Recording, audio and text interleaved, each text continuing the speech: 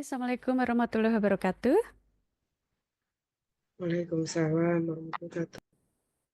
Ya, baik. Alhamdulillah, terima kasih rekan-rekan Bapak dan Ibu sudah bergabung di pagi hari ini dalam workshop di pagi hari ini yaitu tentang strategi dalam menulis buku referensi, buku monograf dan juga buku ajar ya. Di mana saat ini menjadi tuntutan kita bersama dalam pengembangan keilmuan kita di setiap keilmuan bidang kita ya. Baik, Bapak dan Ibu, sambil menunggu peserta yang lain, sepertinya ada beberapa eh, ke- kesibukan lain yang masih diselesaikan ya oleh peserta lain. Nanti kita sambil menunggu peserta lain bergabung, sehingga kita bisa sambil mulai sepertinya ya, karena Prof juga sudah bergabung bersama kita di sini ya. Baik, Bapak dan Ibu, izin saya akan membacakan kurikulum vitae dari beliau. Nah, beliau di sini seorang pakar ya, pakar khususnya di bidang keperawatan. Ya, beliau seorang guru besar, Prof. Yati Assalamualaikum Bu Afian. In. Maaf. Ya, baik. Waalaikumsalam, Prof. Alhamdulillah sudah bergabung. Ya, kita sambil menunggu peserta lain ya, Prof. Kita sambil mulai. Baik, Baik, Prof. Nah, nanti beliau akan lebih memperkenalkan profil dari beliau di sini. Luar biasa ya, banyak yang harus kita pelajari dari beliau. Di sini eh, beliau sangat aktif sekali ya dalam eh, kepakarannya, dalam keilmuannya, dan kalau kita lihat di ID Scopus atau Sintanya ini lengkap sekali banyak karya-karya beliau, baik di publikasi maupun di eh, penulisan buku, baik buku referensi, monograf, dan juga buku ajar. Nah, sehingga kita juga perlu belajar dari beliau karena kita juga dituntut untuk menghasilkan karya-karya hasil dari pengembangan penelitian atau pengabdian masyarakat ataupun tridharma kita ya dalam menghasilkan buku referensi, monograf, dan juga buku ajar. Nah, di sini beliau saat ini sebagai dosen di eh, Fakultas Ilmu Keperawatan Universitas Indonesia ya. Nah, lalu juga banyak pengalaman beliau, baik di Tridharmanya, penelitian, ataupun publikasi. Nah, di sini banyak sekali karyanya dan bisa dilihat nanti di ID Sinta dan Scopus dari beliau ya. Nah, juga banyak international collaboration juga ya. Lalu juga banyak pengalaman lain yang beliau sudah kembangkan ya, yang beliau alami. Baik. Nah, nanti kita banyak belajar dari beliau. Nanti beliau juga akan lebih memperkenalkan kembali profil dan juga sharing materi bersama kita semua. Baik, silakan Prof untuk lebih efektif waktu. Silakan kepada Prof Yati untuk eh, me- menyampaikan materi di pagi hari ini. Silakan Prof. Terima kasih. ya. Bismillahirrahmanirrahim. Assalamualaikum warahmatullahi wabarakatuh. Waalaikumsalam. Teman-teman semua yang saya sayangi, Bu Iin terutama ya. Alhamdulillah ya di hari Ramadan yang apa ya istilahnya harus kita manfaatkan ya untuk terus berkarya untuk tentunya untuk apa ya istilahnya menjadi amal ibadah atau amal jariah kita ya dengan misalnya orang lain menikmati atau membaca buku atau karya kita ya itu menjadi satu eh, apa amal ya yang bisa nanti ikut ke dalam bersama kita di akhir eh, kehidupan. Sebenarnya motonya seperti itu, Bu In ya. Kalau kita ingin menulis buku ya sesuai dengan yang kita akan bahas hari ini, ya teman-teman semua. Ini di sini ada Bu Evi ya yang sudah eh, yang selalu hadir mengikuti saya terus ya. Alhamdulillah Bu Evi sehat Bu Evi Ya, sehat dan Prof. teman-teman Makasih Prof. lainnya. Iya, lagi Ya, mau bimbingan ke ini ke komunitas Prof. Maaf lagi ini di Masya off ya Allah. Prof. Ya, Alhamdulillah ya sehat semua ya. Teman-teman juga Ya, salam kenal.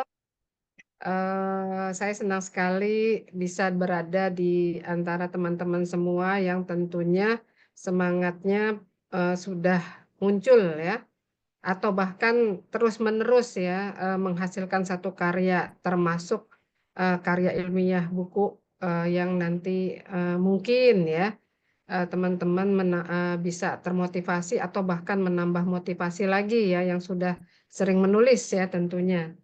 Karena menulis buku ini membutuhkan semangat yang tinggi dan waktu, sehingga kita harus, menjadi salah satu orang yang bersabar. Itu Bu In ya, prolog saya. Boleh, suara saya terdengar jelas ya?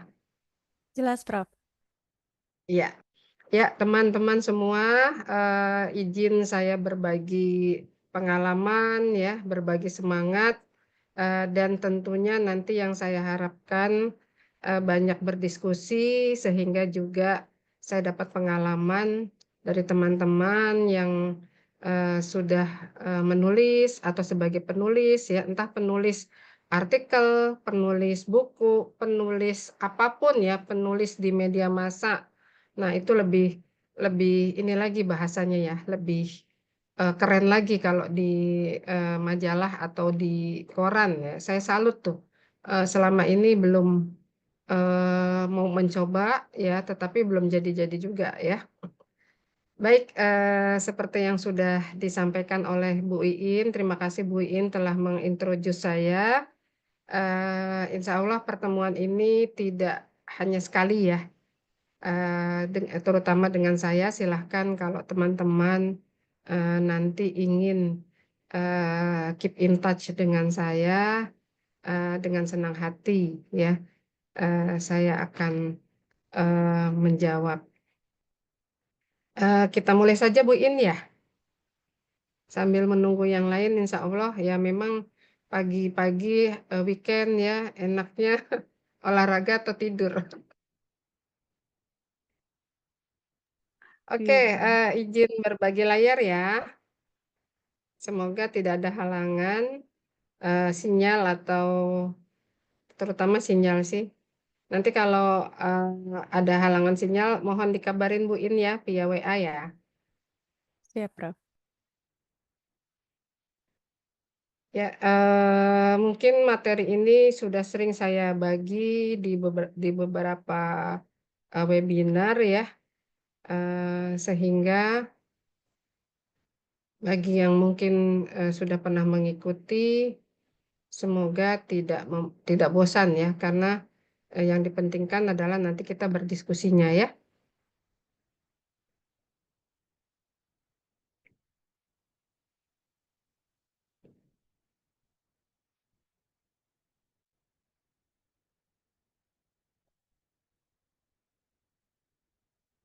Apakah sudah, kenapa ya? Oke ya, ini ya, Ya, sudah, Prof. sesuai dengan yang diamanahkan kepada saya dari Bu Iin dan teman-teman ya. Judulnya adalah menulis buku referensi, buku ajar, dan buku monograf.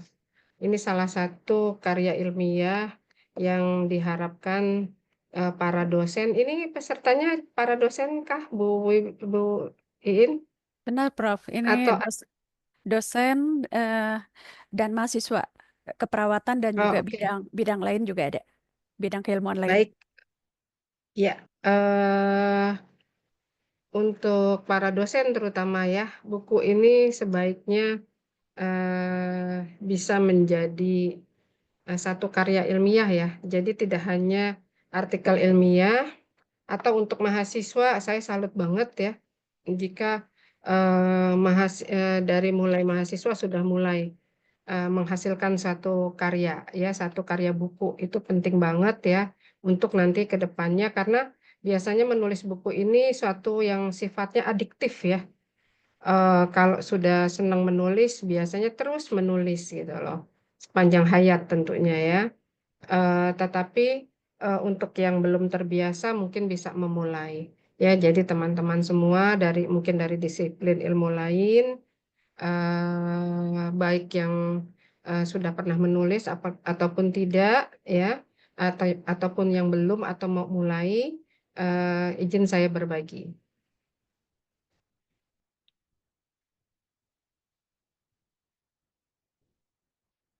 Ya, ini buku adalah karya ilmiah. Jadi karya ilmiah itu eh, merupakan hasil ya, hasil rangkaian fakta, pikiran kita, gagasan atau pendapat. Ya, baik dia bentuknya macam-macam ya. Bisa karya seni juga sebenarnya karya ilmiah ya sekarang ya. Bahkan di salah satu syarat untuk jenjang karir, karya seni yang monumental itu sebenarnya sudah mulai ya, sudah mulai menjadi prasyarat. Ya, jadi karya ilmiah termasuk juga karya seni ya. Ini mungkin perkembangan baru yang ada di Kemendikbud Saintek ya. Aspek komunikasi pastinya ya. Jadi komunikasi kita kalau kita bicara ya, memberi kuliah, di depan kelas itu adalah komunikasi lisan. Tapi kalau bentuknya dalam bentuk buku ajar ya atau buku teks ya, itu sudah aspek komunikasi tulisan ya, kita bermain dengan bahasa. Jadi kalau ya, ini juga penting ya teman-teman untuk para penulis, bahasa ini sangat harus diperhatikan ya. Mungkin bukan harus lagi, udah wajib ya. Karena apa yang kita tulis itu adalah yang harus merupakan komunikasi kita dengan para pembaca, sehingga apa, kita tidak hadir dalam bentuk fisik tapi dalam bentuk tulisan kita, sehingga bahasa yang baik dan benar dan dipahami oleh readernya itu sangat penting diperhatikan. Ya, yang kedua adalah menyampaikan hasil penelitian ya. Jadi saya yakin para mahasiswa, para dosen, bahkan dari pemerhati keilmuan lain ya, yang namanya penelitian ya, ini sudah lazim di apa dilakukan ya. Kita mereview fakta atau bacaan-bacaan yang merupakan kumpulan dari evidence base dari preview study dari para peneliti sebelumnya. Yang pasti karya ilmiah itu baik bentuknya artikel tadi ya, buku atau karya seni yang monumental tadi, perlu meyakinkan reader atau pembaca tentang kebenaran ya. Jadi hasil yang kita tulis itu adalah kebenaran hasil penelitian atau suatu fakta yang kita sampaikan dalam bentuk review. Ini penting sehingga memerlukan etika ya, dalam arti kita harus menghindari yang namanya scientific misconduct. Karena dekat dengan kebenaran ini, bahwa yang kita tulis adalah benar. Ya, sehingga kita harus benar-benar dalam menyusun ya, merangkai kata dan lain sebagainya, atau mensitasi karya orang lain itu harus punya etika dan caranya benar. Karena banyak juga yang ditemui ya, itu kadang ya asal jadi karya gitu loh. Nah, itu kalau bisa kita hindari ya. Karya yang kita tulis sebaiknya yang memenuhi aspek kebenaran dan menyampaikan suatu fakta yang memang benar-benar terjadi. Itu ya, teman-teman. Nah, ini kunci dapat menulis karir sekali lagi ya. Tadi mau punya semangat, karena kalau nggak mau, ya itu tadi ya, mager, malas gitu ya, malas gerak dan malas melakukan sesuatu, ini sudah menjadi halangan, sehingga kita berazam dulu pada diri kita bahwa kita mau menghasilkan satu karya yang dapat dinikmati dan dibaca oleh orang lain ya. Dan yang kedua, mampu, pastinya mau dan mampu ini kita punya ya teman-teman ya. Mampu karena kita punya ilmu ya, apapun yang kita tulis adalah ilmu ya. Jadi kita mampu, sehingga apa, 2M ini kita punya ya, tinggal kita implementasikan atau kita realisasikan ya. Mau dan mampu ini terutama mau ya, ini juga ya karena banyak tugas, banyak kegiatan ya, warawiri sana sini ya, akhirnya kemauan ini iya saya mau dulu, niat dulu ya. Nah, niatnya ini kadang tidak tersampaikan ya, itu juga mungkin 1 tahun ini yang terjadi pada diri saya ya, karena banyak kegiatan mau doang ya. Jadi sampai sekarang masih 70% terus tuh buku yang akan saya tulis. Nah, itu teman-teman ya contoh yang mungkin tidak perlu dicontoh ya, tapi perlu saya sampaikan karena kemauan ini benar-benar harus terrealisasi menjadi tulisan, tuh ya. Nah, sekarang kita renungkan bersama ya. Jadi kalau kita membacalah ya, kalau kita hanya membaca, kita akan mengetahui itu ya faktanya bahwa oh ya dengan membaca kita mengetahui, kita memahami dan lain sebagainya. Tapi kalau kita udah membaca, lalu kita tulis teman-teman. Jadi menulislah, maka kita akan diketahui dalam arti buku-buku kita, hasil tulisan kita dibaca orang sehingga oh iya, oh ini loh penulisnya gitu loh. Jadi maka kita akan diketahui. Jadi dari mengetahui dengan membaca, ketika kita tulis ya kemudian kita sebarkan, kita sosialisasi dalam bentuk sebuah buku, kemudian buku itu dibaca oleh mahasiswa kita, dibaca oleh rekan kerja kita, oleh kolega kita, maka kita akan diketahui. Ya, seperti itu. Kemudian berkreasi dan berkontribusilah ya. Jadi dengan orang yang sering menulis ya dalam bentuk buku ya maupun dalam bentuk karya lainnya, itu kita akan menjadi lebih bijak dalam arti misalnya ya seorang dosen banyak menulis tentang artikel ya. Jadi dia tahu nih kalau bijaksana kalau mahasiswanya mungkin baru belajar. Oh iya, saya juga dulu pernah mengalami hal itu misalnya. Jadi dia lebih wise terhadap mahasiswa atau koleganya yang mungkin ya belum dalam tahap berkreasi. Jadi baru sekedar menulis, oh iya ternyata tulisannya seperti ini. Kalau dibandingkan dengan saya, ya karena misalnya ya karena saya misalnya jam terbangnya sudah tinggi, misalnya saya bisa berkreasi, harusnya tulisannya bisa dikreasikan seperti ini ya Dek, misalnya contoh ya. Oh iya ya. Nah, jadi si pemula mungkin belum tahu. Sehingga apa? Semakin kita banyak menulis ya, semakin kita lebih banyak nanti berkreasi sehingga kita akan lebih bijak ya.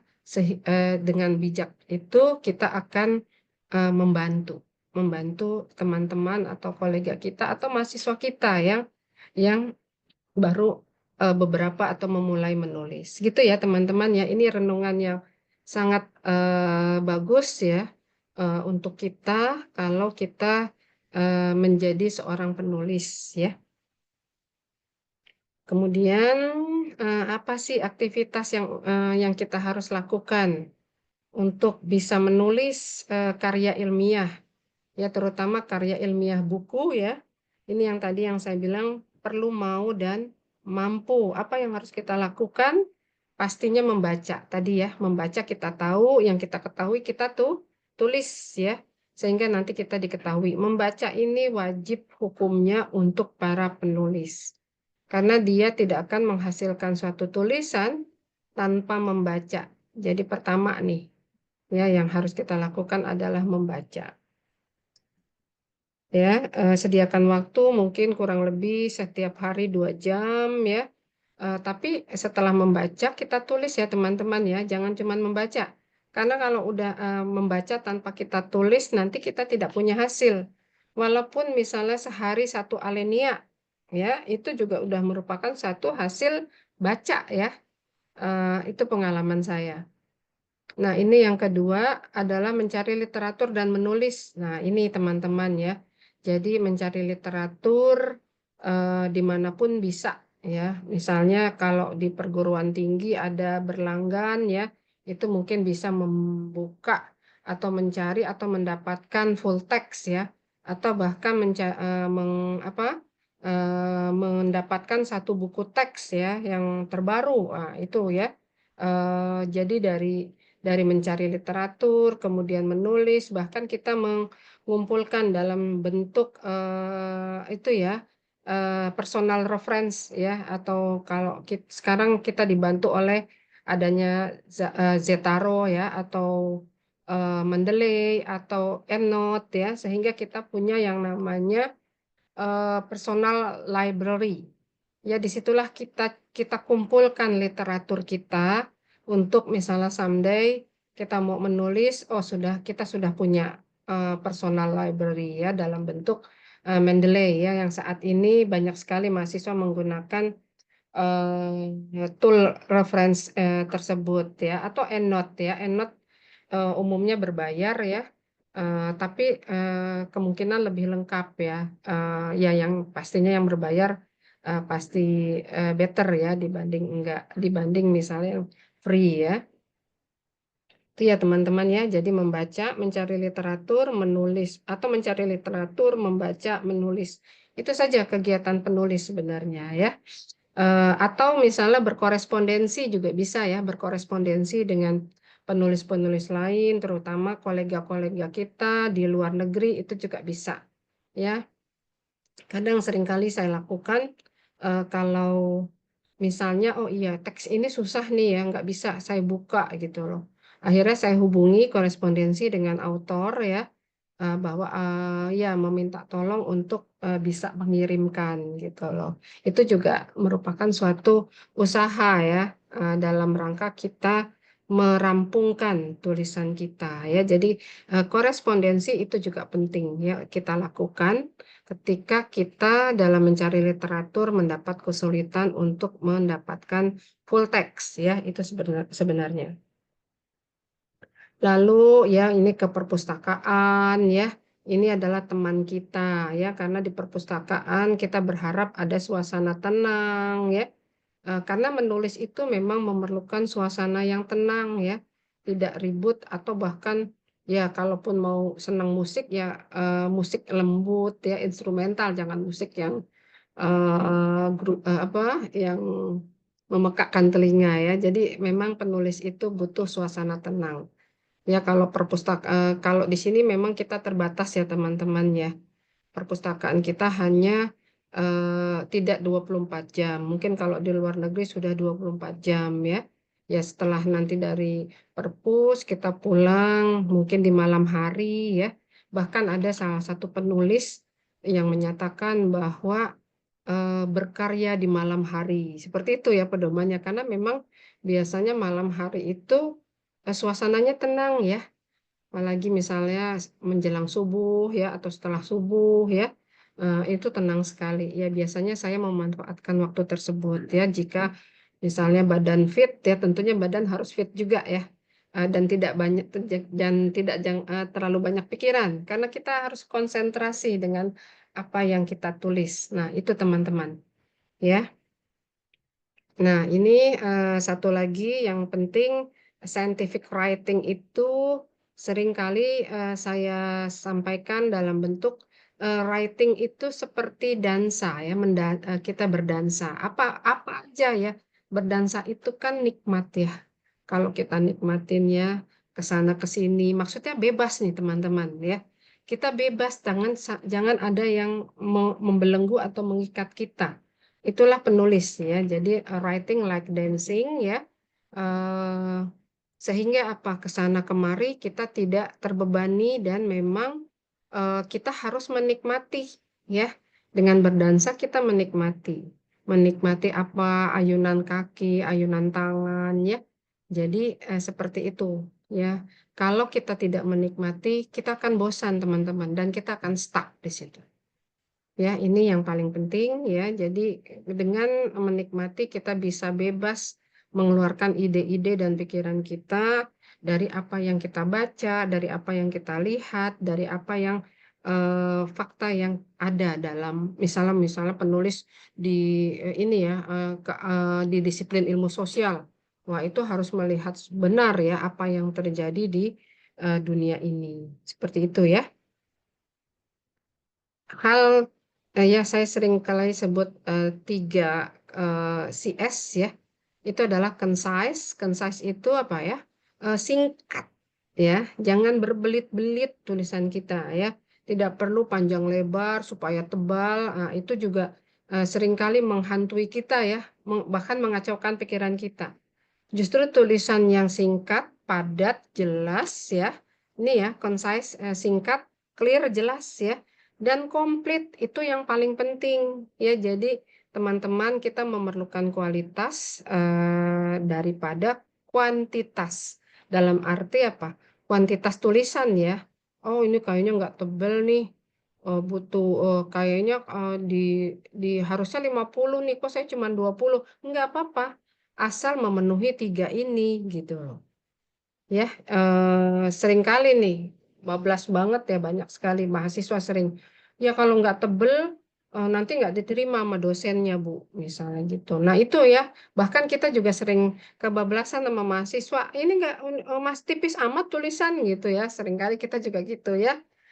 Padahal sebenarnya yang tipis itu mungkin concise, clear dan komplitnya terpenuhi ya. Akhirnya mahasiswanya ya itu tadi ya, ekstrimnya nyampah. Nyampah dalam arti menulis yang tidak perlu ya dan tidak relevan dengan topiknya ya. Jadi ini juga mengingatkan saya dan mengingatkan teman-teman dosen ya, karya mahasiswa atau karya kita sendiri yang penting adalah memenuhi 3S ini, tidak kuantitas tapi kualitas ya. Nah, sekarang mari menulis buku. Kita mulai ya, tadi baru membakar semangat ya. Membutuhkan waktu dan semangat yang kuat dari penulis. Ini sekali lagi kita harus punya mau dan mampu. Ini modal kita, teman-teman. Kemudian mengapa dosen ya? Atau kita deh ya, atau mahasiswa lebih bagus lagi ya kalau menulis karena mungkin apalagi mahasiswa S1 sarjana ya, itu mungkin belum terbebani oleh yang lain-lain ya. Sehingga mengapa kita perlu menulis? Yang pertama adalah perubahan paradigma sistem ya. Jadi sudah di sini kita harus punya satu karya. Student center learning ini buat dosen ya. Saat ini kita sudah masuk ke sini sehingga sebenarnya dosen bukan narsum. Ya, jadi sekali lagi kita para dosen bukan narsum tapi kita sebagai fasilitator. Ya, fasilitator ini kalau yang narsum intinya kita mungkin harusnya lebih ya pengetahuannya, tapi kalau fasilitator kita sama. Mahasiswa kita sudah lebih canggih ya. Jadi sudah banyak apalagi ada ChatGPT, AI dan lain sebagainya sehingga kita memang belajar, bahkan saya seringkali belajar dengan mahasiswa ya. Jadi seperti itu, kita teman dengan mahasiswa. Nah, buku-buku e-book, e-learning ini sudah banyak ya. Dan yang paling penting kenapa dosen ya ini ya, dosen nih terutama menulis karena ini adalah syarat karir untuk jenjang karir dosen ya di peraturan BKD. Ini sebenarnya di BKD ini wajib ada ya buku atau modul atau apalah ya, tetapi sebenarnya yang paling penting adalah buku sebenarnya ya.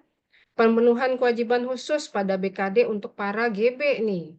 Ya, jadi teman-teman yang sudah menyandang jenjang karir GB atau yang akan GB, ya setelah GB itu kita punya pemenuhan kewajiban khusus. Nanti di BKD-nya ini akan muncul twing twing twing twing mana ini karya GB gitu kan. Nah, jadi tidak hanya mencapainya ya teman-teman ya, tetapi begitu kita jadi GB, ada kewajiban yang harus kita penuhi pada BKD yang mungkin yang tentunya berbeda dengan jenjang karir L dan LK ya. Jadi sehingga apa? Buku harus kita siapkan setelah kita menjadi GB. Ini teman-teman ya, sahabat penulis buku ya. Jadi glosarium atau istilah asing Indonesia ini wajib ada di meja kita. Thesaurus bahasa Indonesia, thesaurus bahasa asing juga kita harus tahu ya, harus punya ya KBBI ya atau apa sekarang tuh namanya PUEBI ya atau apa lagi ya. Saya lupa, oh ya, ejaan yang disempurnakan, ya ada singkatannya tuh. Itu harus ada di meja kita, karena Kalau kita menulis, umumnya kita menulis dalam bahasa Indonesia, terutama untuk buku ajar ya, itu bahasa Indonesia wajib ada teman-teman. Bahkan kita kalau itu perlu belajar lagi bahasa Indonesia yang baik dan benar ya. Konsul dengan teman-teman kita di ahli bahasa. Itu penting sekali supaya apa? Tulisan kita tuh terstruktur rapi, ya mengikuti kaedah ejaan yang disempurnakan. Ya bahkan kita seringkali menulis salah ya bahasa Indonesianya. Ini yang penting.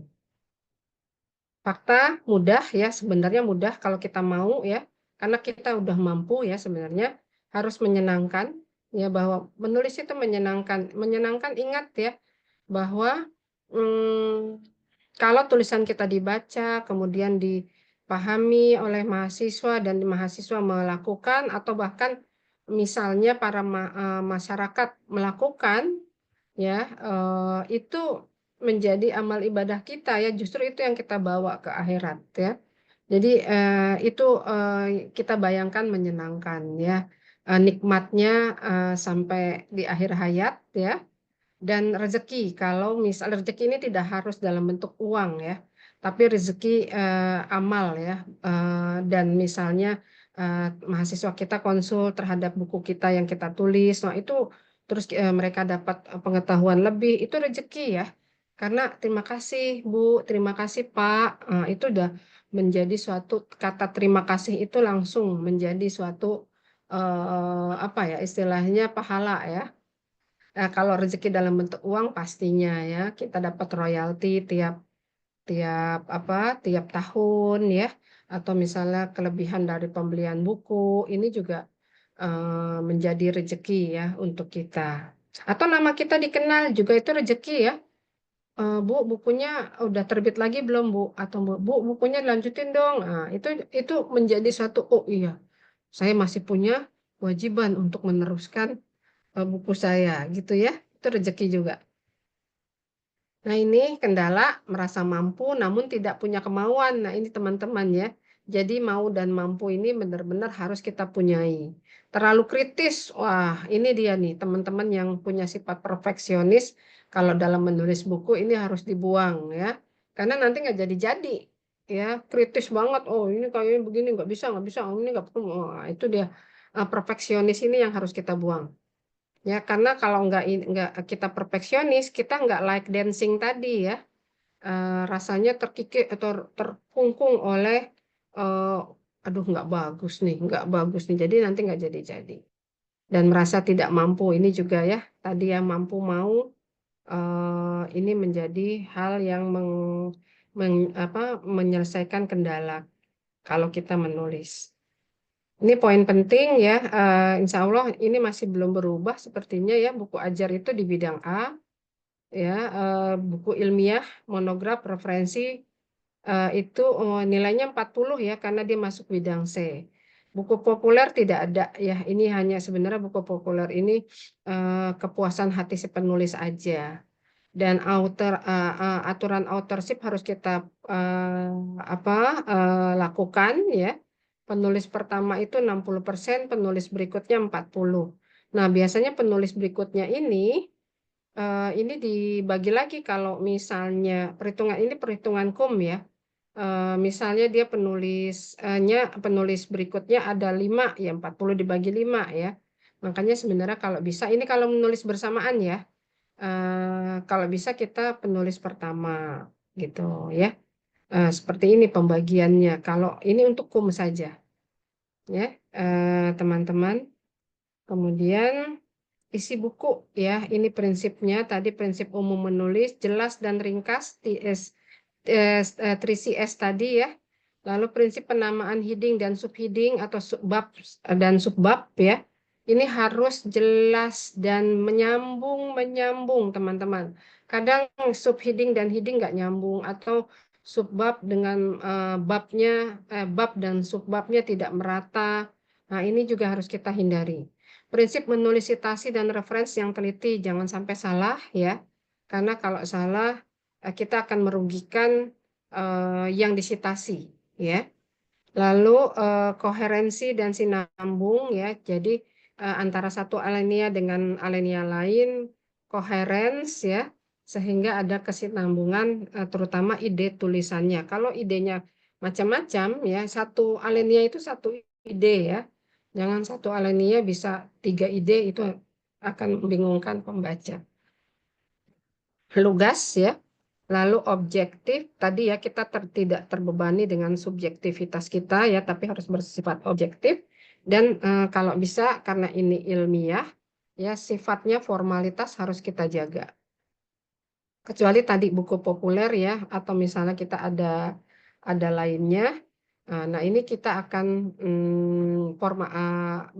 di buku populer kadang ada berapa persen yang unformality ya, seperti itu.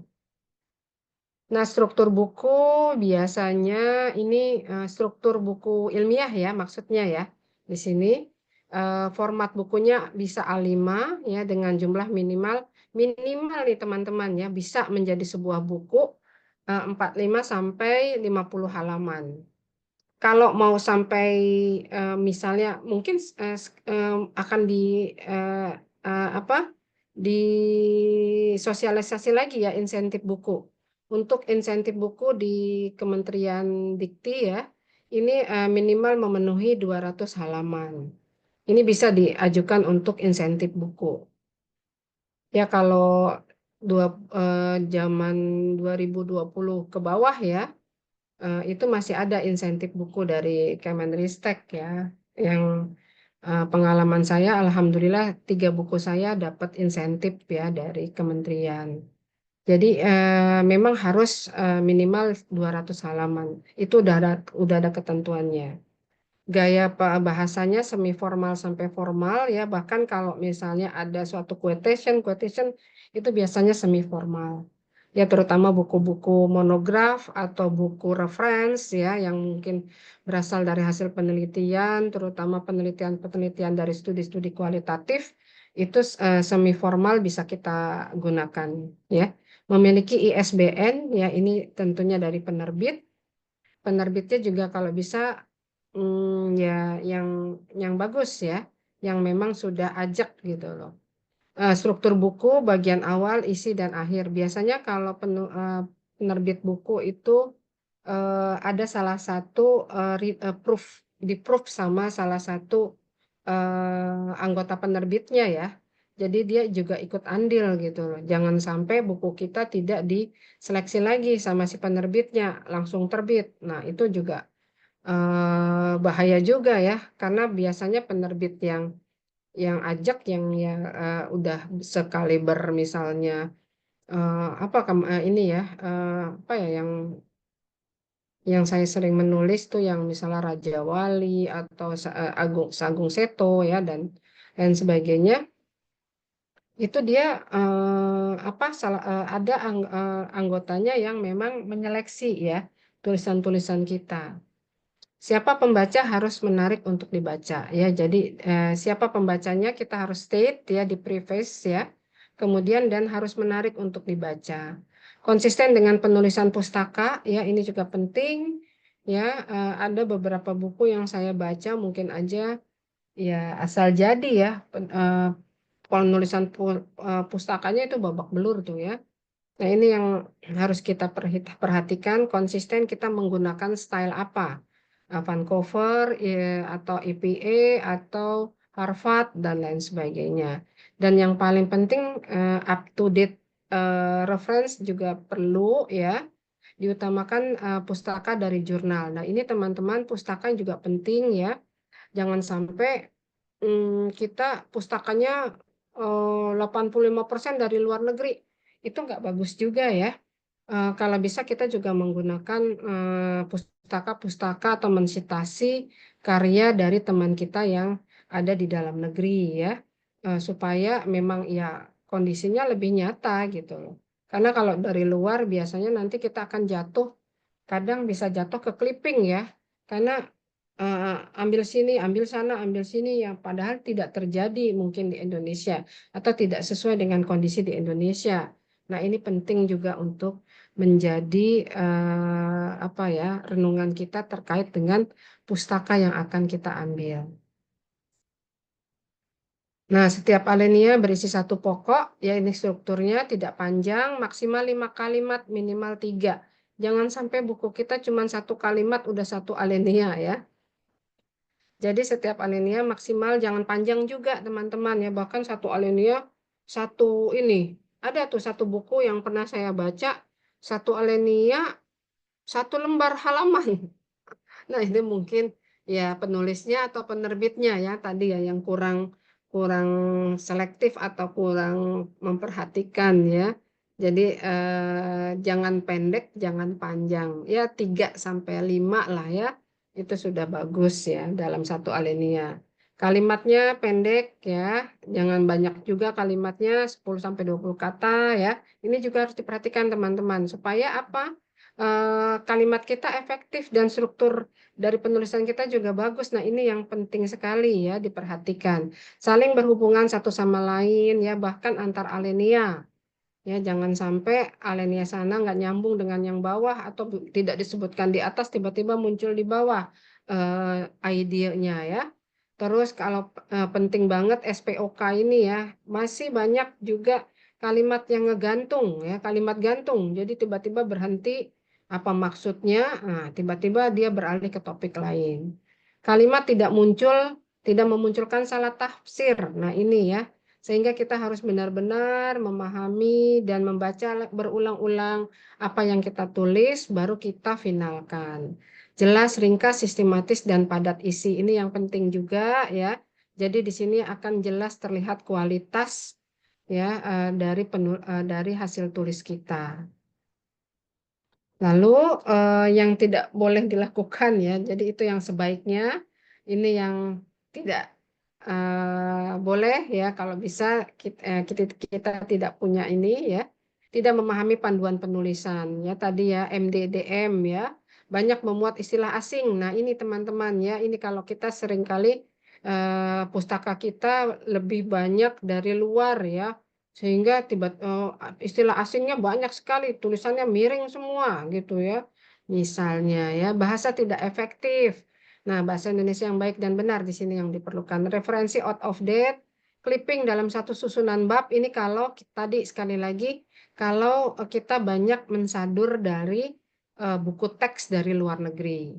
Ya bahkan diterjemahkan, penerjemahannya salah, ya tidak tepat ya Inggris ke Indonesia. Nah, itu juga bahaya ya. Ya bahasa Inggris ya harus diterjemahkan dalam kalau misalnya mau ke bahasa Indonesia bukan Inggris ke Indonesia ya. Kadang sering kali seperti itu ya. Kalau ya ini bukan buku ya makalah mahasiswa ya sering kali saya baca. Tidak memuat glosarium atau indeks, bahkan indeksnya jarang ya. Indeks ini penting teman-teman ya. Jadi satu buku yang sempurna perlu memuat glosarium dan indeks. Ya kadang satu buku nggak ada nih glosarium dan indeksnya. Wah ini cuma buku-buku. Kalau udah nggak ada glosarium dan indeks, ya buku jadi-jadian ya jadinya ya. Tidak menyebut konsumen pembaca. Ya ini penting, ini di preface ya atau di kata pengantar teman-teman ini harus disebutkan.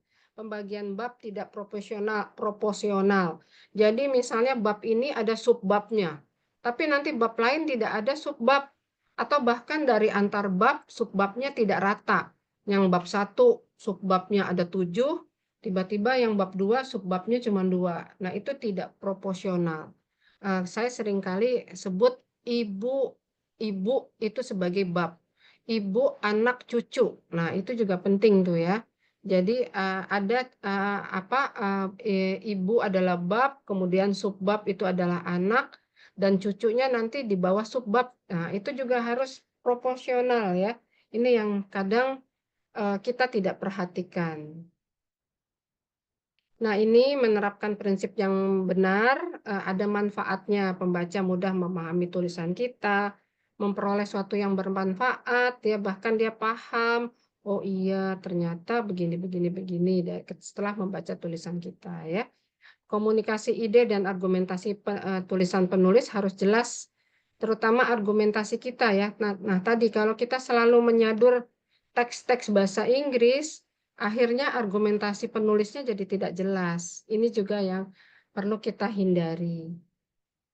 Lalu ada etikanya ya teman-teman ya, ini juga penting.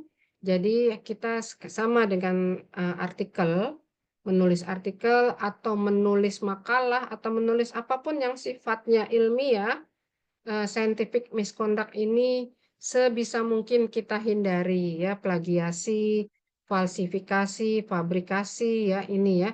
Mengutip kalimat tanpa reference, menggunakan data tanpa reference semua ini masuk ke dalam plagiasi. Tapi kalau difalsifikasi mengubah data ya. Kalau misalnya kita menyadur satu hasil penelitian tiba-tiba kita ubah datanya, nah ini juga false ya. Jadi kita masuk ke falsifikasi atau pelakunya kita sering sebut scientific bandits atau literatif ya. Fabrikasi atau menggunakan data yang fiktif yang tidak ada kita ada-adain supaya nyambung dengan tulisan kita. Nah, ini juga menjadi satu hal yang perlu kita hindari ya. Nah, ini ya, jadi scientific misconduct itu adalah false dan plagiarism.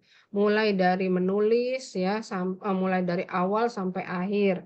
Atau misalnya kita membuat satu proposal penelitian, ini juga penting ya, jadi mulai mempropose, memperform, mereview ya. Ini kalau bisa scientific misconduct harus kita hindari. Ini klasifikasi plagiarism ya, berdasarkan aspek yang dicuri, macam-macam jenisnya teman-temannya. Jadi ini yang kita harus pahami juga berdasarkan kesengajaan, sengaja atau tidak sengaja. Ada yang tidak sengaja ya. Itu mungkin terjadi karena penulisnya ya satu lagi kurang informasi tentang hal tersebut ya. Makanya atau misalnya lalai. Sebisa mungkin kita makanya tadi perlu membaca ya supaya kita tidak ketidaksengajaan ini tidak terjadi. Nah, proporsinya 10 kurang dari 30, sedang dan total ya. Ini asas kelaziman atau kepantasan. Ya, bahkan kalau misalnya kita berkaitan dengan similaritas ya, misalnya pakai Turnitin atau pakai Identicat ya, itu lazim yang diterima itu sebaiknya kurang dari 25%. Ya, asas kepantasan atau kemiripannya ya. Atau berdasarkan pola atau kita melakukan autoplagiarism ya atau self plagiarism. Jadi tulisan kita dijadikan beberapa gitu loh dengan hasil yang sama ya tanpa menyebut juga. Nah, ini juga bisa terjadi nih teman-teman. Saya mau menghasilkan buku, besok lagi saya mau menghasilkan buku yang sama tanpa yang diterbitkan di tempat lain. Nah, itu juga autoplagiarism ya. Ini perlu banyak baca ya untuk menghindarinya sehingga mengurangi similaritas kita yang tadi ya. Karena kita bisa aja, oh iya, dengan baca artikel ini kita akan memparaphrase ya. Nah ini, membuat paraphrase, mengungkap kembali suatu tulisan ya dalam bentuk susunan baru tanpa bermaksud mengubah makna aslinya ya, itu paraphrase.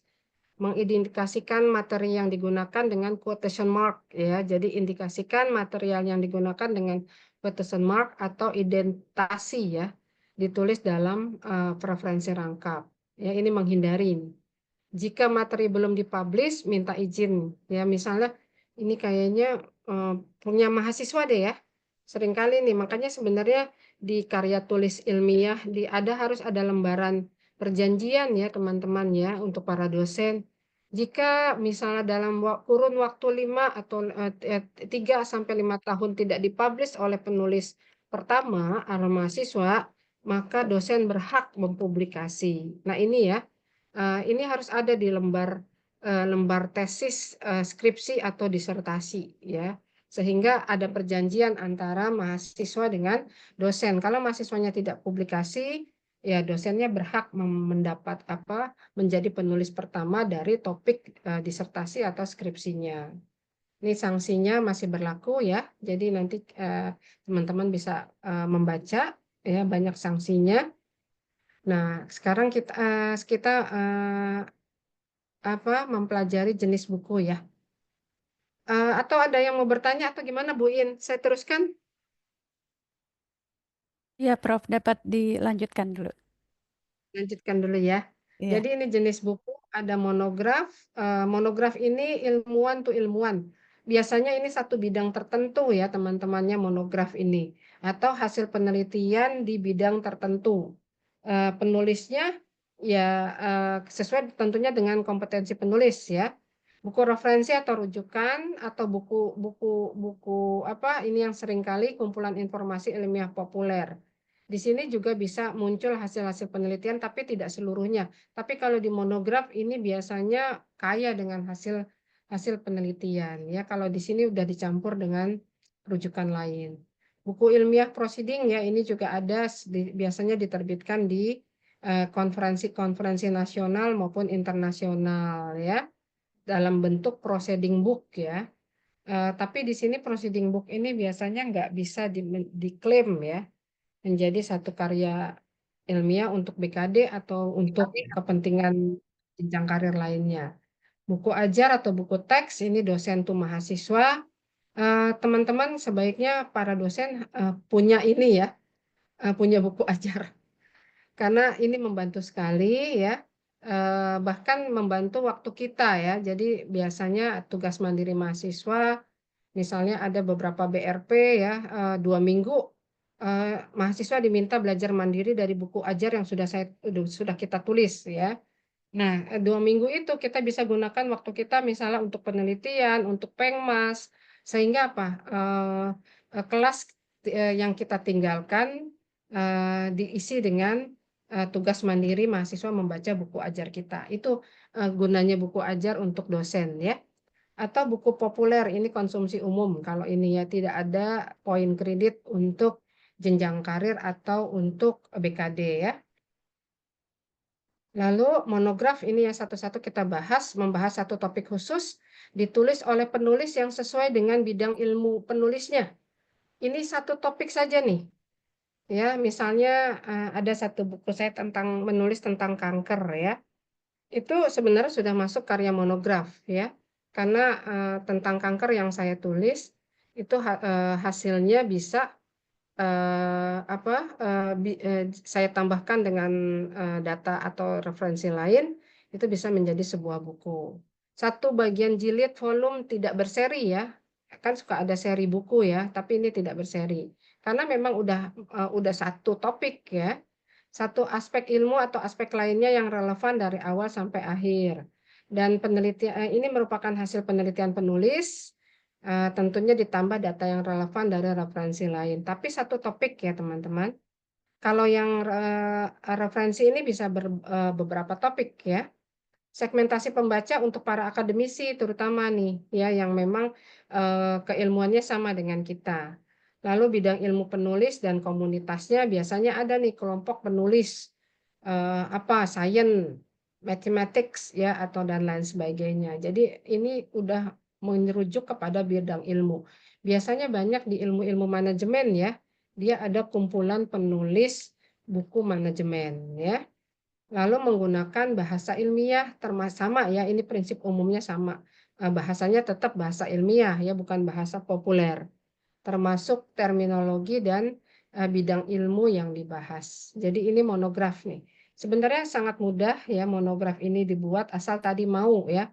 Karena mampunya sudah ada hasil penelitian ya. Kita tulis hasil-hasil penelitian kita yang tentunya topiknya sama ya. Jangan sampai misalnya satu topiknya tentang diabetes mellitus, satu tentang jantung, satu tentang cancer. Enggak ya, tapi ya udah satu tentang cancer itu yang ditulis gitu loh. Tapi kalau udah ada diabetes, jantung, cancer, ya itu misalnya penyakit yang tidak menular atau penyakit kronik ya, itu kan banyak. Nah itu sebaiknya masuk ke dalam buku referensi ya, seperti itu. Kalau monograf hanya satu topik. Lalu buku ilmiah atau referensi ini ya, hasil riset telah kasus kajian masalah manusia. Sumber materinya adalah bisa laporan riset, hasil seminar, skripsi, nah ini ya, dan disertasi. Jadi dia masih macam-macam kalau referensi.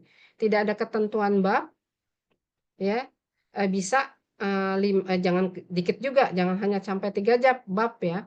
Jadi at least 5 misalnya, atau mau 10 juga boleh ya. Umumnya 5 sampai 7 bab. Isinya teori, data, analisis dan simpulan. Ya, referensinya, rujukan dan kutipan Ini juga harus ada ya di dalam, ini umum ya di dalam suatu buku ilmiah.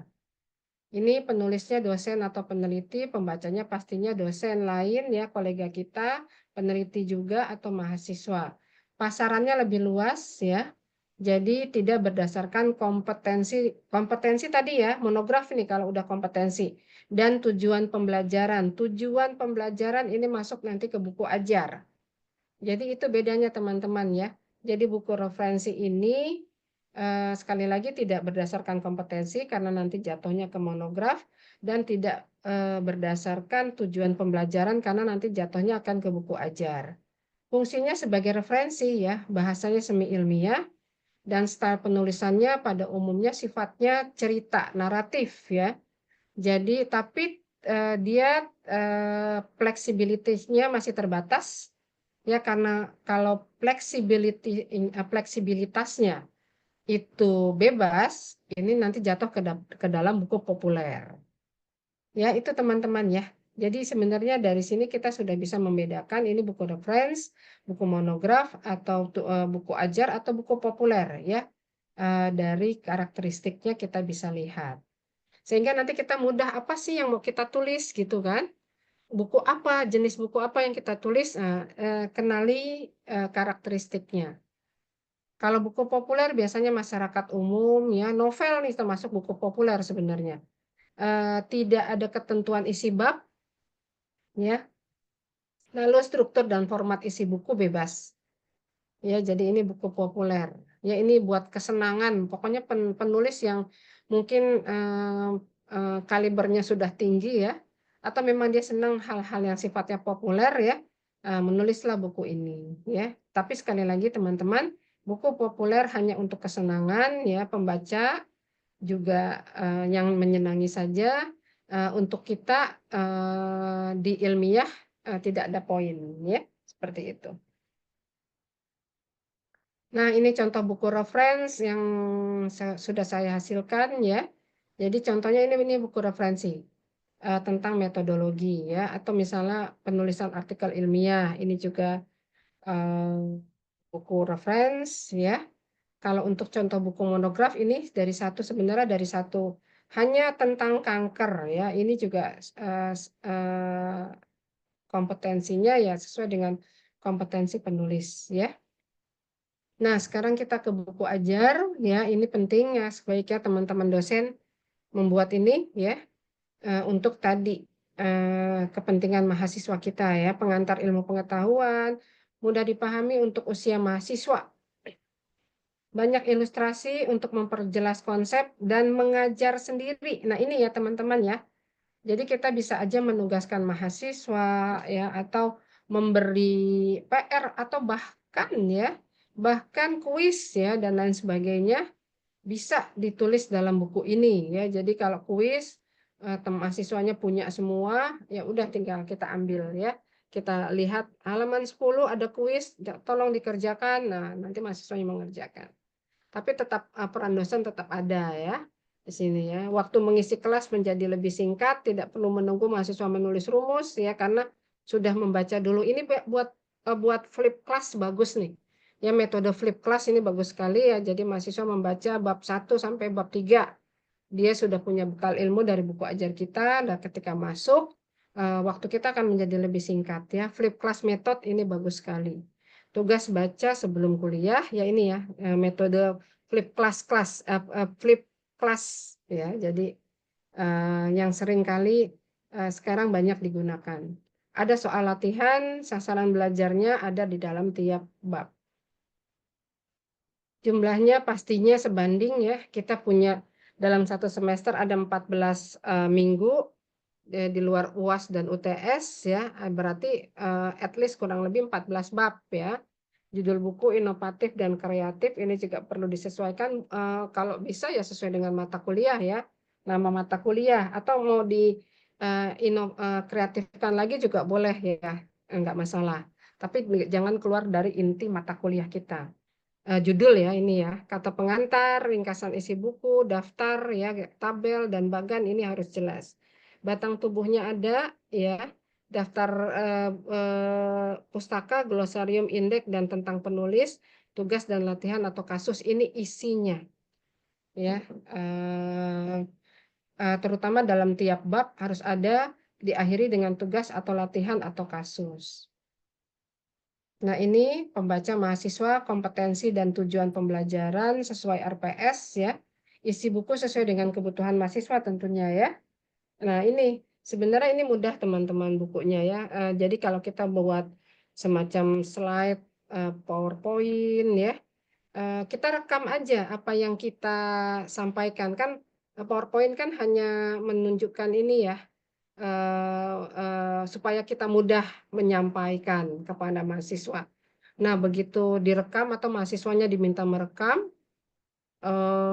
nanti kita tulis setelah selesai dari hasil rekaman kita. Karena ada beberapa, misalnya kita hanya menyajikan satu gambar, terus kita nanti menjelaskan. Nah, itu yang kita tulis, ya.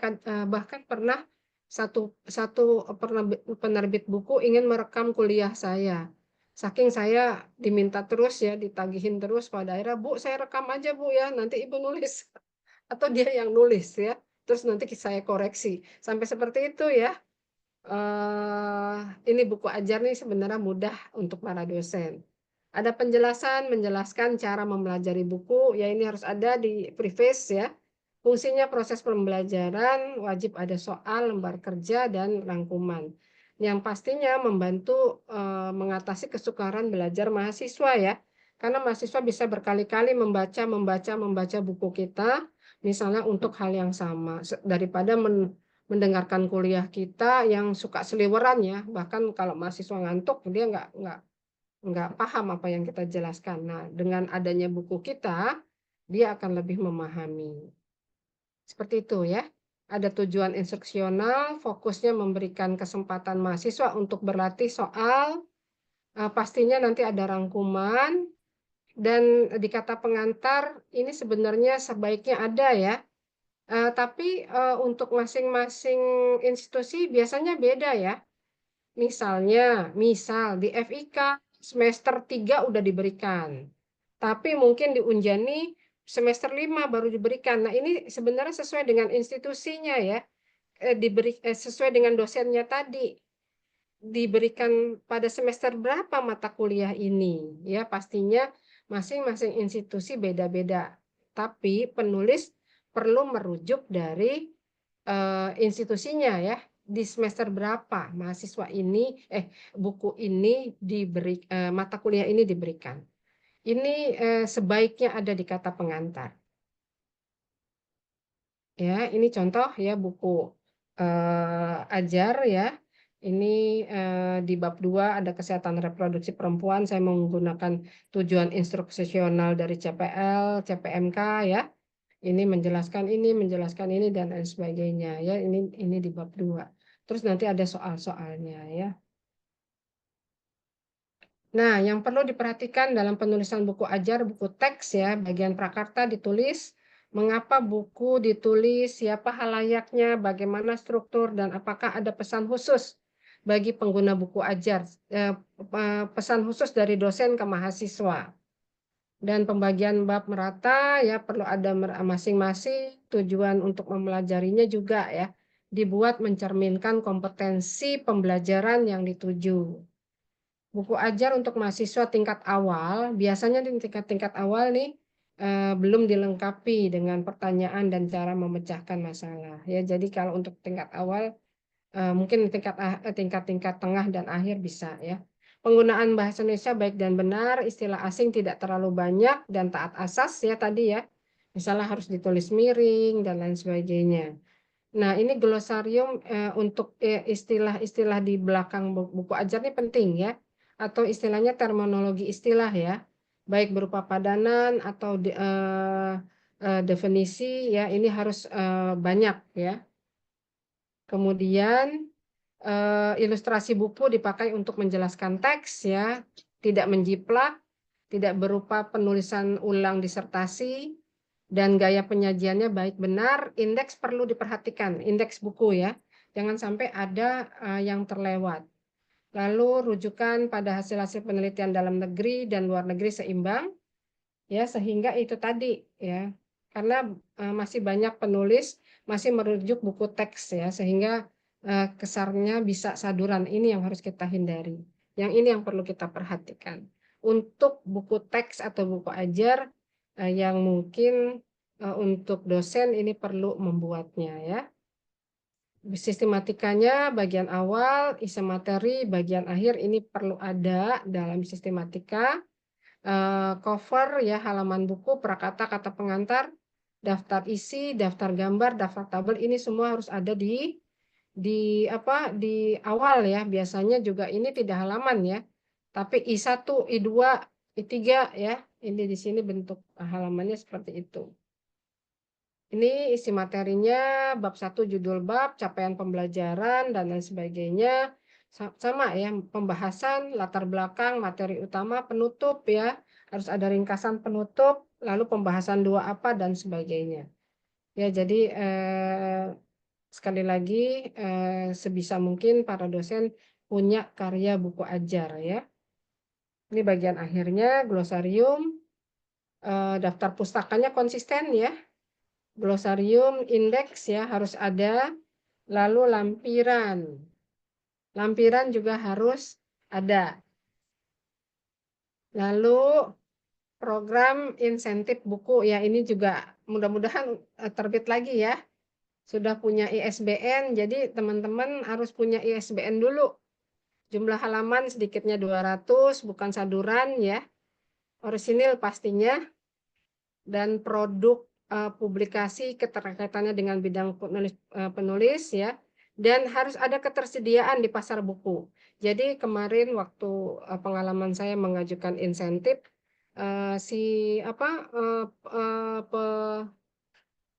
penerbitnya ya, saya minta laporan dari penerbitnya sudah berapa banyak yang dipasarkan buku saya. Nah itu ada satu ini ya, satu requirement dari program insentif tadi, harus mencantumkan pemasaran buku kita ya. Kalau nggak salah kemarin harus terjual misalnya 200 buku ya, bahkan kalau 1000 buku lebih menang lagi ya di pasaran buku kita. Ini dulu dapatnya segini ya, 22, lumayan nih. Nah, ini program lainnya mungkin nanti teman-teman bisa lihat ya, pengayaan penulisan buku ajar nih ada sebenarnya. Ya, insentif artikel ilmiah. Ya, jadi sering-sering lihat websitenya Dikti-Saintek ya. Biasanya suka ada insentif-insentif. Tapi nggak tahu deh sekarang sudah ada efisiensi ya. Ini kata pengantar, mengapa ditulis, ya, batang tubuh, dan daftar pustaka, glosarium, dan indeks. Ini juga penting, tadi sudah kita bicarakan. Nah, teman-teman, coba ya sedikit ya kita mereview kata. Nah, ini ya, seringkali kita salah pasca dipisah. Nah, ini juga penting nih, yang mana nih yang benar ya? Pasca prabedah, antibiotik, intervigo, supra, luer, suka dipisah ya. Nah, kalau mau dipisah ini pasca harus ada kata benda di sini ya, ada akhiran P ya. Ini juga sebenarnya ada semua nih di buku ejaan yang disempurnakan. Jadi kita harus perhatikan banget penulisan kata. Ini bukan kata melainkan awalan malah tuh ya. Lalu nah ini ya, dua kata yang baku, pilih yang lebih ringkas. Paru-paru ya paru aja kita jawab. Laki-laki kita tulis relaki. Ya ini nih. Rata-rata ini banyak nih mahasiswa nih rata-rata bahkan min. Namanya min disebut mean ya. Padahal harusnya rata. Ini untuk penulisan untuk mahasiswa ya. Jadi jangan ada rata-rata atau terus tulisnya X garis atas. Nah, rata-rata ditulisnya, tapi harusnya rata. Kadang-kadang ini cukup ditulis kadang, ya. Peranan cukup ditulis peran, ya. Jadi ini juga sebenarnya hal-hal yang untuk meringkas, ya, meringkas ini kita, tulisan kita, ya. Jangan harus hemat kata sebenarnya. Hindari hiperkorek, ya. ijazah, ya, ijazah sebenarnya. Asas, azas apa? Asas. Syaraf, syaraf ya, jangan menulis syaraf. Handal, andal. Hutang, utang. Himbau, imbau ya. Jadi ini benar-benar kita harus lihat ejaan yang disempurnakan ya. Sekali lagi, buku bahasa Indonesia dan buku yang berkaitan dengan ejaan-ejaan harus ada dalam buku di meja kita ya. Nih, memeriksa, kata gatarnya memeriksa, mempengaruhi ya, memengaruhi harusnya. Kata dasarnya pengaruh ya, sering kali kita mempengaruhi pakai P di sini, padahal P-nya harus hilang. Ya, sama ini ya, memperbaiki. Baik, ya ini baru nih memperbaiki. Memperjuangkan, kata dasarnya juang, memperjuangkan, jangan menyejuangkan. Mensosialisasikan, menyosialisasikan ya. Jadi itu juga penting kata-kata ini untuk dilihat kata dasarnya. Nah, ini juga sering ya kalimat tanpa subjek nih. Status gizi ditentukan dengan menggunakan standar WHO. Nggak ada nih subjeknya ya. Kejang demam terjadi 100% kasus meskipun pada umumnya jinak, namun perlu pemantauan. Ini nggak ada subjeknya nih sebenarnya. Memahami pentingnya audit klinis, buatlah jadwal rutin kegiatan tersebut. Ya. Ini contoh kalimat tanpa subjek yang sadar atau tidak sadar seringkali kita kehilangan subjek ya. Subjeknya mana ini ya? Ini untuk bahasa Inggris ya, jangan sampai salah.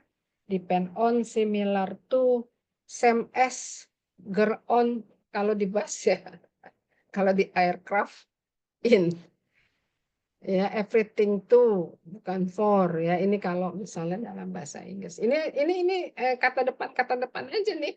Ya seringkali kita salah, tapi ya tentunya teman-teman di laptopnya sudah ada Grammarly ya, yang automatically bisa memperbaiki. Pada pemeriksaan, bukan dari atau dalam, ini seringkali juga salah ya. Tergantung dari, padahal harusnya tergantung pada. Terdiri dari, aturnya harusnya terdiri atas ya. Memisahkan emas dari, ya bukan dengan. Sesuai dengan atau sesuai pada, bukan sesuai pada ya. Membuat persetujuan tentang atau membuat persetujuan dengan ya. Jadi bisa keduanya ini. Lalu contoh substansi suatu buku secara umum ya. Ini contoh aja yang saya ambil dari buku saya yang ini ya. Misalnya kata pengantar. Ini mono ya. Semuanya tentang kanker. Bahkan ada satu cerita penyintas kanker saya masukkan dalam buku ini. Ya.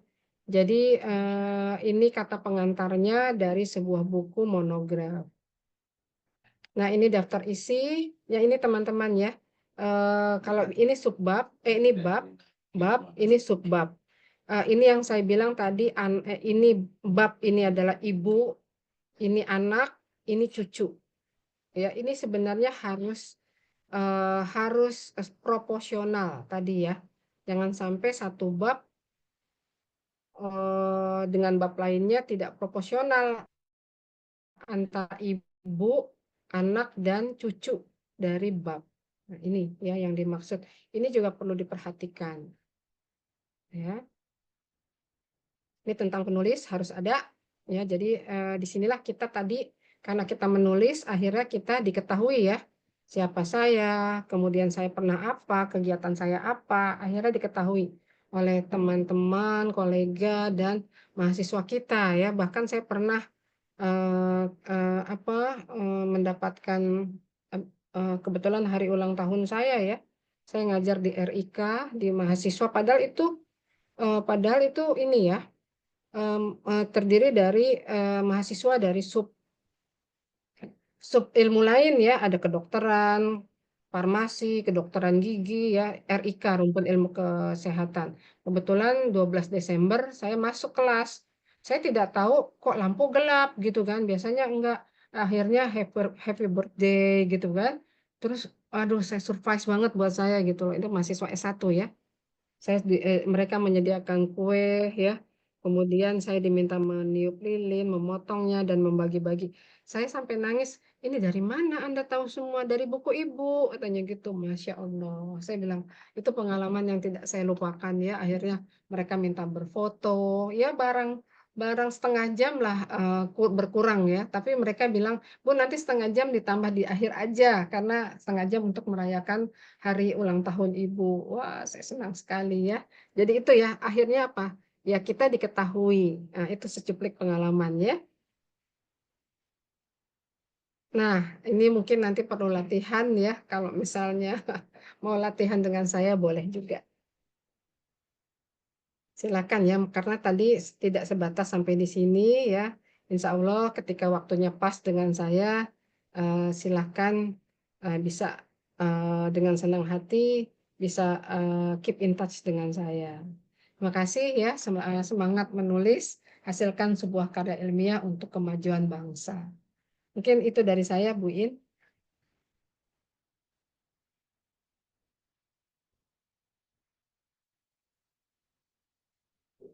Ya, baik, luar biasa, Prof. Ilmunya sangat bermanfaat bagi kami semua. Ini ada beberapa pertanyaan, Prof, di chat di sini. Silahkan, mana ya? Bisa Ya, atau mau langsung raise hand juga silakan ya. ya, baik. Dari Pak Jumroni, di sini Pak Jumroni mau langsung? Ini ada yang sudah raise hand juga, ada Bu Lilis Wahyuni. Ya, silakan Bu Ya, Lilis. silakan. Ya, Oke, maaf ya, tidak bisa on cam. Ya, ya, nggak apa-apa, Bu baik. In. Ya, izin Prof, saya mau bertanya, Prof. Kemarin kan saya habis selesai ujian disertasi, Prof. Kemudian kata pembimbingnya, untuk kan ada MKPD 1 sama MKPD 2 tuh, Prof. Terus itu kata MK itu Profnya, mata kuliah ya? iya, Prof. Hmm. Dibedakan antara indikatornya tadi kan dibagi kan, Prof. Tentang Ya, kolaborasi sama tentang limbah B3 begitu, Prof. ya, Terus kata Profnya ya. itu saya disuruh untuk bikin buku gitu. Pokoknya Hmm. saya dengan pembimbing satu, kemudian buku yang kedua saya dengan pembimbing kedua. Dan saya nggak tahu nih, Prof, jenis buku yang harus yang diterbitkan itu termasuk jenis buku apa ya, Prof? Itu mungkin aja, Prof. Makasih, Prof. Ya, terima kasih Bu Lilis. Sebenarnya bisa bisa macam-macam ya. Bu Lilis mau nulisnya jenis buku yang mana bisa. Jadi kalau ya sebaiknya yang mana, kalau misalnya mungkin di sini adalah hasil disertasi ya, tadi ya, bisa dua, bisa bikin Iya, Prof. monograf Iya, dan Prof. satu lagi buku referensi. Buku Ya, referensi kalau karena nggak kalau cuma kalau papanya kita dosen kan yang kumnya tinggi ya, ke Prof ya. iya, iya, itu takumnya 40 ya, referensi. Iya. Jadi pilihannya ke Bisa buku buku referensi. referensi mungkin ya, Prof. Atau buku monograf, boleh kalau misalnya ya ini, misalnya PD1 nih, di PD1-nya, MKPD1-nya misalnya bisa disertasi. Tapi kalau misalnya di PD2-nya mau bikin monograf tadi ya, Bu Lilis harus mencari satu topik yang khusus, seperti itu. Kalau buku Topik referensi yang bisa yang ditambah dengan Oh, itu gimana, Prof? Kalau buku referensi kan umpamanya jadi saya tadi kan kalau yang pertama MKPD saya tentang kolaboratif. Terus yang ketiga mhm, tentang kebijakan limbah B3. oh, Itu yang oh mana yang ya. untuk referensi, mana yang monograf ya, Prof ya? Eee misalnya kalau mau dijadikan referensi berarti bisa apa, tadi yang limbah dan ini bisa jadi satu, ya. Itu hasil penelitian kan. Tapi kalau buku referensi hasil penelitian Bu Lilis, itu, perlu disambungkan dengan hasil-hasil penelitian lain atau referensi lain yang memang, tidak berbeda ilmu. Intinya kalau monograf hanya satu ilmu, hanya satu bidang Bu Lilis. Jadi misalnya tentang limbah D3 misalnya ya, limbah B3 gitu ya misalnya. Itu mau ditulis dalam satu, tapi topiknya tetap itu. Dan hasil penelitian Bu Lilis bisa dibahas di situ, tapi nggak boleh ada topik lain. Itu adalah monograf. Tapi kalau Bu Lilis mau referensi, itu bisa lebih bebas. Gitu aja sih Bu, prinsipnya.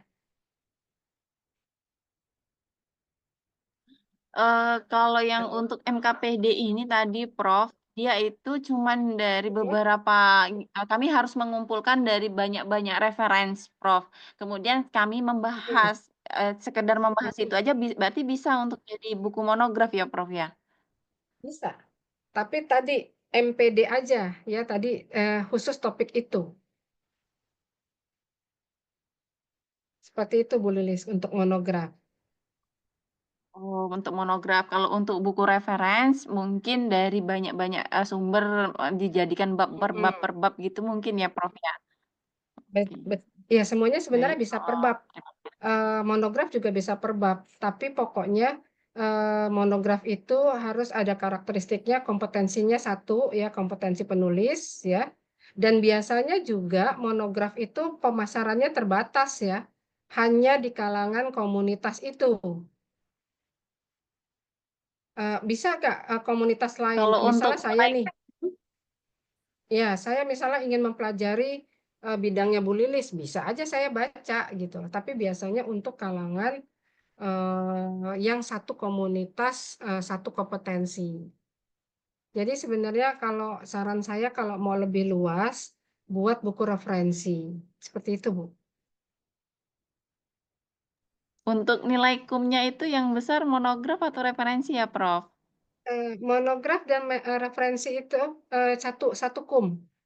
Ya, dia masuk ke dalam, kalau ya mudah-mudahan sekarang masih ada ya. Karena kita kan sekarang kumnya sudah pakai terintegrasi ya. Perhitungan kum itu sudah terintegrasi. Kalau integrasinya, kalau untuk reference dan apa dan monograf itu nilainya memang masih cukup tinggi dibanding buku ajar. Buku ajar tuh lebih rendah ya, tadi 20 ininya kumnya. Seperti itu Bu Lilis. Kalau buku buku chapter rendah ya, Prof. Kumnya ya, Prof ya. Karena Buku kemarin saya chapter. menulis, ya, Prof. Oh iya, kalau buku chapter kan terdiri dari berbagai penulis ya biasanya ya. Prof. Iya enggak? Kalau Terdiri kan dari, cuma satu iya, chapter Prof. Terdiri, atau digabung kan? Nah, itu eh, tadi authorship-nya eh, dibagi nanti. iya, benar, Prof. Mm-mm. Makanya rendah nilai. Oke, Enggak Prof. apa-apa Terima kalau buat kasih, Prof. latihan. Kalau buat latihan menulis, chapter dulu aja yang ditulis. Iya, untuk latihan udah latihan, Prof. Makanya saya mau menulis buku lagi. Alhamdulillah. Nanti Sip, minta mantap, bimbingannya ya, mantap, Prof. Lilis. Insya Allah. Ya, hubungi hubungi aja, nanti kita bisa cakap-cakap ya. Oke, terima kasih, Prof. Sehat selalu. Ya, amin. Makasih. Baik, terima kasih Bu Lilis. Ya, jadi kalau yang monograf itu yang topik yang sama ya Prof ya. Kalau yang referensi itu bisa digabung dari sumber yang lain yang atau penelitian lain yang topiknya sama juga begitu ya Prof. Terkait topik tersebut, tapi penelitian lain atau ada bidang lain boleh di dalam referensi itu Prof. Dalam buku referensi bisa bidang lain. Yang pasti kalau monograf kompetensinya satu, ya bidang itu. Tapi kalau buku referensi bisa berbagai bidang. Makanya buku referensi itu ada yang masuk juga tuh book chapter, ya nggak? Iya, Chapter yang ini bahas terbagi. tentang misalnya tentang ini deh, topiknya tentang PTM, penyakit tidak menular. Itu bisa dari bidang cancer, bidang kardiovaskuler, bidang urologi, itu masuk di dalam buku reference. Seperti itu, Bu In. Ya, baik. Ya, kita lanjut ke Bu Evi Karota. Silakan Bu Evi, Ya, jika ada yang akan silakan Bu Evi. didiskusikan. Ya. Makasih Prof, makasih Mbak Inaya. Prof, buku yang kemarin disertasi mau saya jadikan buku. Nah, kalau Yuk. itu lebih bagus dijadikan buku monograf atau referensi ya, Prof. Kalau dilihat dari topiknya kan bisa kita fokus ke ethno-nursingnya dan ada Ya. fokus ke topik budaya dan juga ada prakonsepsi. Nah, itu memformulasinya seperti apa ya Prof kalau ke monograf dan seperti apa kalau ke referensi? Makasih Prof. Iya. Iya, kalau ke monograf hasil disertasi utuhnya Bu Evi Oh gitu. Oh itu tentang bisa. etnografi. Tapi kan berarti kita harus edit ya Prof ya? Pakai editor atau Iya, bisa kita sendiri ya Prof? kita dulu sendiri. Nanti kalau memang Oh memerlukan oke. editor ya, kita Iya. akan apa ya minta bantuan. Kita dulu Oke. ethno nursingnya dulu aja. Terus nanti pokoknya fokusnya ethno nursing dalam apa misalnya budaya budaya apa kemarin Budaya budaya Batak Prof. sing ya budaya Batak ya dalam Mhm. apa pada Perawatan prakonsepsi gitu prakonsepsi. kan. Mhm. Iya Prof. Studi ethno nursing gitu. Nah, Mhm. itu kumpulan ininya Bu Evi di rewrite lagi ya. Oh Per oke. babnya boleh. Sebenarnya hasil penelitian ya bisa aja mulai dari awal bab 1, bab 2, bab Mhm. 2-nya tentang literatur review. Itu juga sebenarnya Mhm. Mhm. monograf gitu. Ya Karena ya dia ya oke membahas oke. satu topik gitu. Mhm. Nanti untuk penulisnya Prof, apakah itu semua kalau promotor kopromnya kan pasti ikut. Nah, kalau pengujinya kita masukkan juga enggak ya Prof? Ya terserah Bu Evi. Oh Itu gitu. kelazimannya kalau misalnya ternyata Mhm. dari hasil buku dari hasil ini apa disertasinya Bu Evi ada masukan dari misalnya salah satu penguji yang benar-benar Iya, signifikan gitu bermakna. loh. Iya Jadi iya. benar-benar tulis ya penulisnya apa Mhm. pengujinya masukkan di situ. Oh oke, baik siap. Ya, karena Mudah-mudahan soon mahasiswanya yang Prof. tahu. Amin ya Allah ditunggu. Ya, makasih Persiapan Prof, GP nih makasih ntar Mbak. nih. Lagi ngusul Prof, Sama-sama. mudah-mudahan lolos. Iya, kalau kalau udah GP ada kewajiban khusus Bu Evi. Ya, tapi bukunya masih banyak Prof, ada 3 udah bukunya. Jadi masih bersisa dia. Alhamdulillah. Sip, sip. Iya, iya, Ya, mantap. makasih Prof, Ah, makasih ah, Mbak Ina ya. Ya, sama-sama. sama-sama Bu Evi, luar biasa ya. Ya, Iya. baik. Mudah-mudahan dilancarkan bukunya Bu Evi. Ya, kita lanjut. Amin. Ya, kita lanjut ke Pak Jumroni di sini di chat bertanya, apakah ada Ya, aturan baku tentang jumlah halaman untuk buku ajar bagaimana, referensi bagaimana, monograf bagaimana, Prof? Ya. iya. Eh, Pak Zamroni ya tadi ya. Aturan baku untuk halaman ya Pak ya. Tadi sebenarnya aturan bakunya untuk halaman tadi yang sudah saya sebutkan minimal 50 tadi ya. Maksimal lebih dari 200 kalau mau diinsentifkan 200. Nah, aturan untuk masing-masing buku sebenarnya tidak ada ya, kecuali tadi mau ikut insentif. Misalnya buku monograf mau 50 juga boleh, Pak, atau mau 200 juga boleh, nggak apa-apa, nggak ada ketentuannya. Eh, Referensi juga tadi nggak perlu jangan perlu apa, jangan juga kedikitan ya, misalnya cuma 3 bab, ya at least 5 sampai 7 tadi ya, yang sudah itu sudah kelaziman. Mau lebih dari 7 boleh, tapi kalau bisa jangan kurang dari 5. Nah, untuk halamannya tidak tak terbatas. Ya, karena masing-masing itu keahlian atau kemampuan dari apa penulis itu juga bisa bisa apa ya bisa menentukan halamannya ya. Cuman jangan pula ya itu tadi ya prinsipnya kualitas daripada kuantitas. Jangan sampai kita menghambur-hamburkan halaman, tapi sebenarnya nggak penting gitu loh. Itu yang menjadi prinsip. Kalau buku ajar pastinya ya kita terkait dengan kebiasaan atau standar di kita kan 16 minggu ya, 1 semester. Nah, itu bisa di range babnya.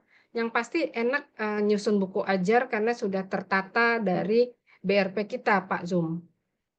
Tentang halaman, sekali lagi ketentuannya paling dikit ya 50 ya. Paling banyak tidak terbatas. Untuk insentif minimal 200 halaman. Seperti itu, kalau memang nanti masih ada ya. Seperti itu, Ya, Pak baik. Zoom. Ya, baik. Ini ada pertanyaan lagi di chat dari Pak Sapta. Berapa persen karya orang lain yang bisa kita sitasi dalam satu Mhm, buku kita, Prof? Berapa persen yang bisa kita sitasi dalam buku kita?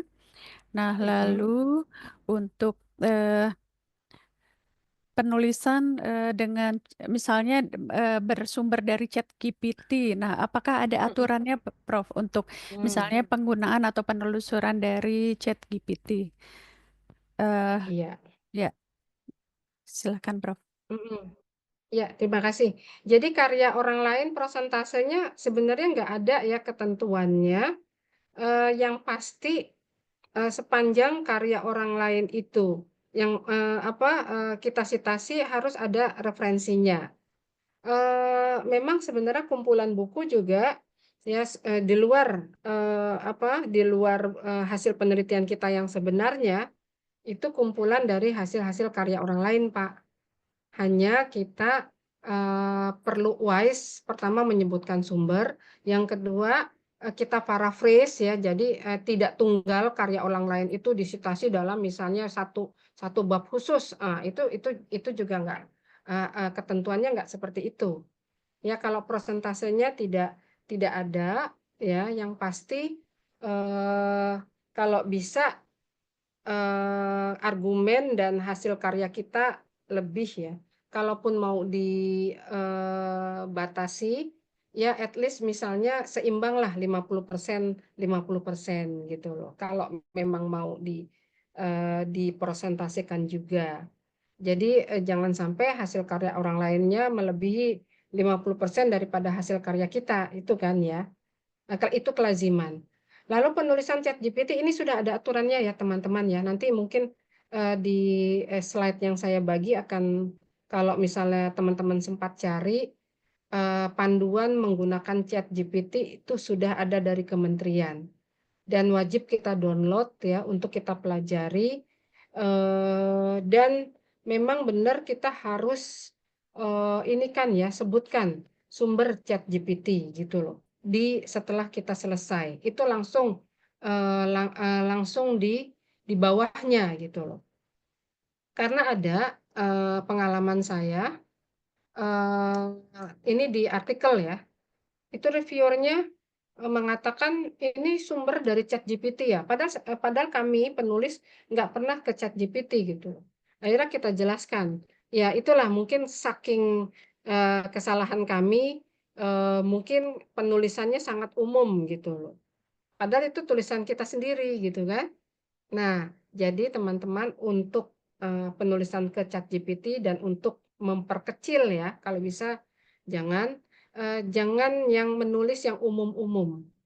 Kalau sangat umum nanti dicurigai gitu loh sama si pembaca atau si reviewer.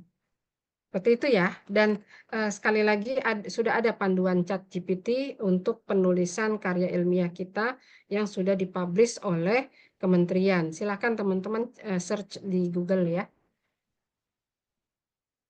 Ya, baik. Terima kasih, Prof. Iya, terkadang kita misalnya menelusuri referensi dari ChatGPT.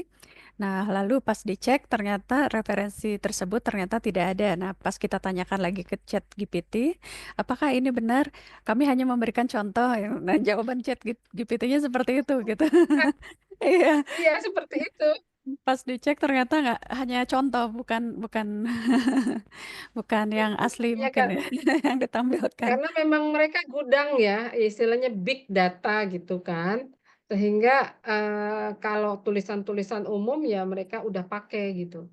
Makanya kalau pas di Turnitin ya, ada Turnitin yang biasa, ada yang Turnitin menggunakan AI ya.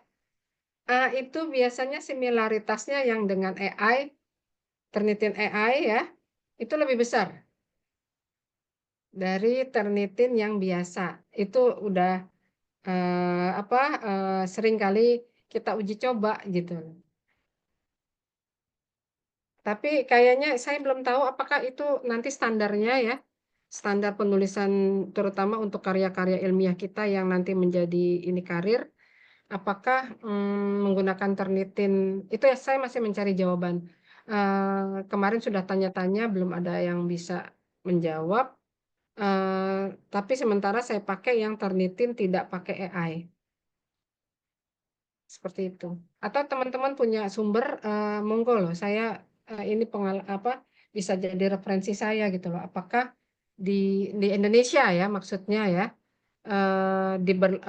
yang dipakai itu Turnitin eh, umum ya, atau sekarang sudah diberlakukan harus menggunakan Turnitin dengan AI.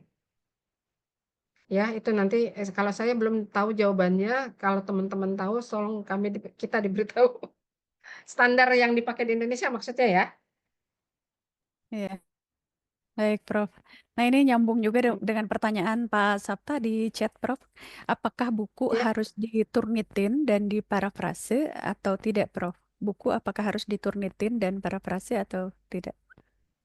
sebaiknya diternitin ya karena nanti ketika kita mengajukan buku itu sebagai suatu ajuan BKD atau karya ilmiah atau nanti misalnya mau diinsentifkan itu harus dicek ternitinnya dan setiap tulisan kita kalau bisa kita parafrase Pak Sapta.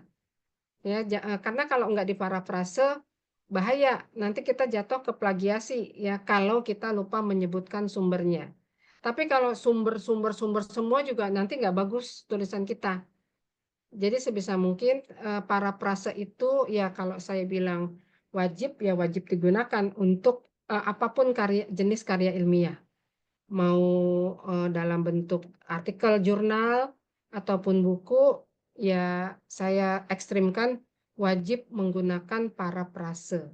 Seperti itu, Pak Sapta. Dan sebisa mungkin semua hasil karya kita uji Turnitinnya. Dengan similaritasnya dengan Turnitin, sorry. Seperti itu.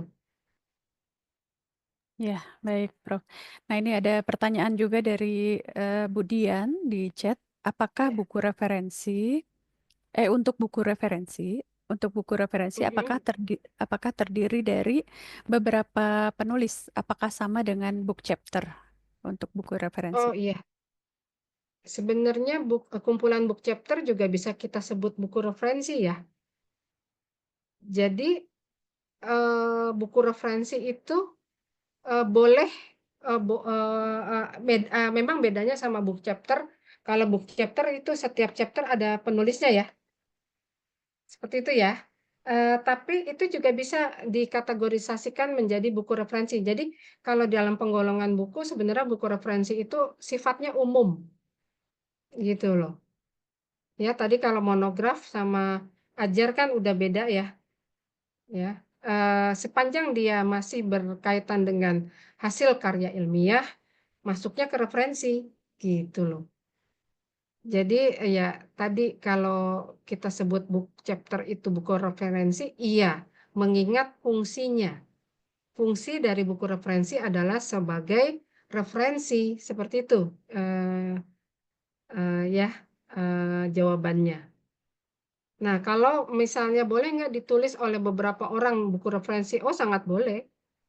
Nggak apa-apa.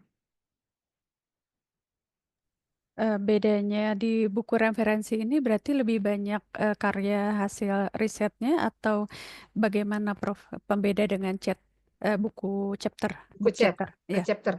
Iya, ya itu dia. Salah satu buku referensi pada umumnya di Indonesia ditulis ini ya, ditulis hasil-hasil karya karya penelitiannya lebih kental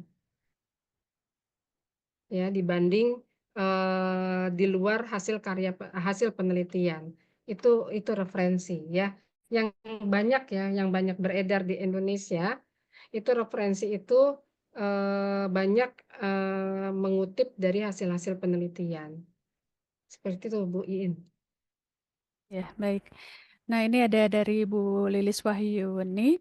Eh, Iya. izin minta share contoh tulisan Prof yang buku monograf, buku ajar, dan buku referensi. Untuk referensi dalam penulisan mungkin nanti yang akan disitasi oleh rekan-rekan Prof. Atau mungkin judulnya atau mungkin bisa dilihat di mana katanya Prof ini dari Bu Lilis Wahyuni. Oh iya, Ya.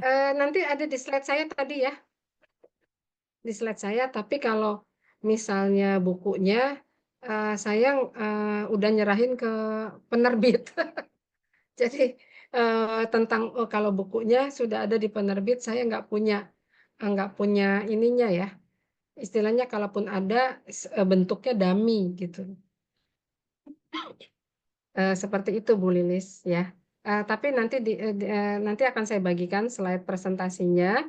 Nanti silahkan dilihat. Tapi kalau untuk bentuk bukunya, ya mungkin bisa menghubungi penerbitnya gitu. Ya, baik begitu ya Bu Lilis. Nanti mungkin bisa disitasi juga dari karya-karya Prof dan dipelajari contoh penulisan dari masing-masing buku tersebut.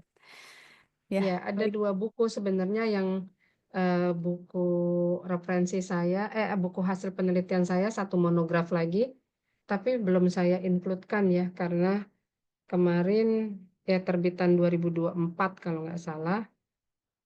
Nanti saya sampaikan di slide presentasi contoh untuk monograf ya. Ya, baik. Terima kasih Prof. Ya, Ya. rekan-rekan, barangkali ada yang mau bertanya langsung, silakan. Atau misalnya buku book chapter juga bisa ya Bu Bu Bu In dan teman-teman. Book chapter itu bisa kita buat misalnya gini.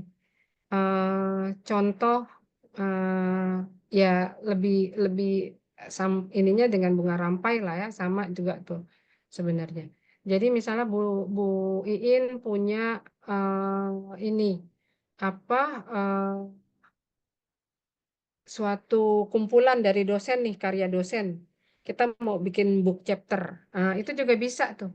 Ada satu buku kami ya, jadi ini kumpulan dari karya profesor Indonesia gitu kan ya.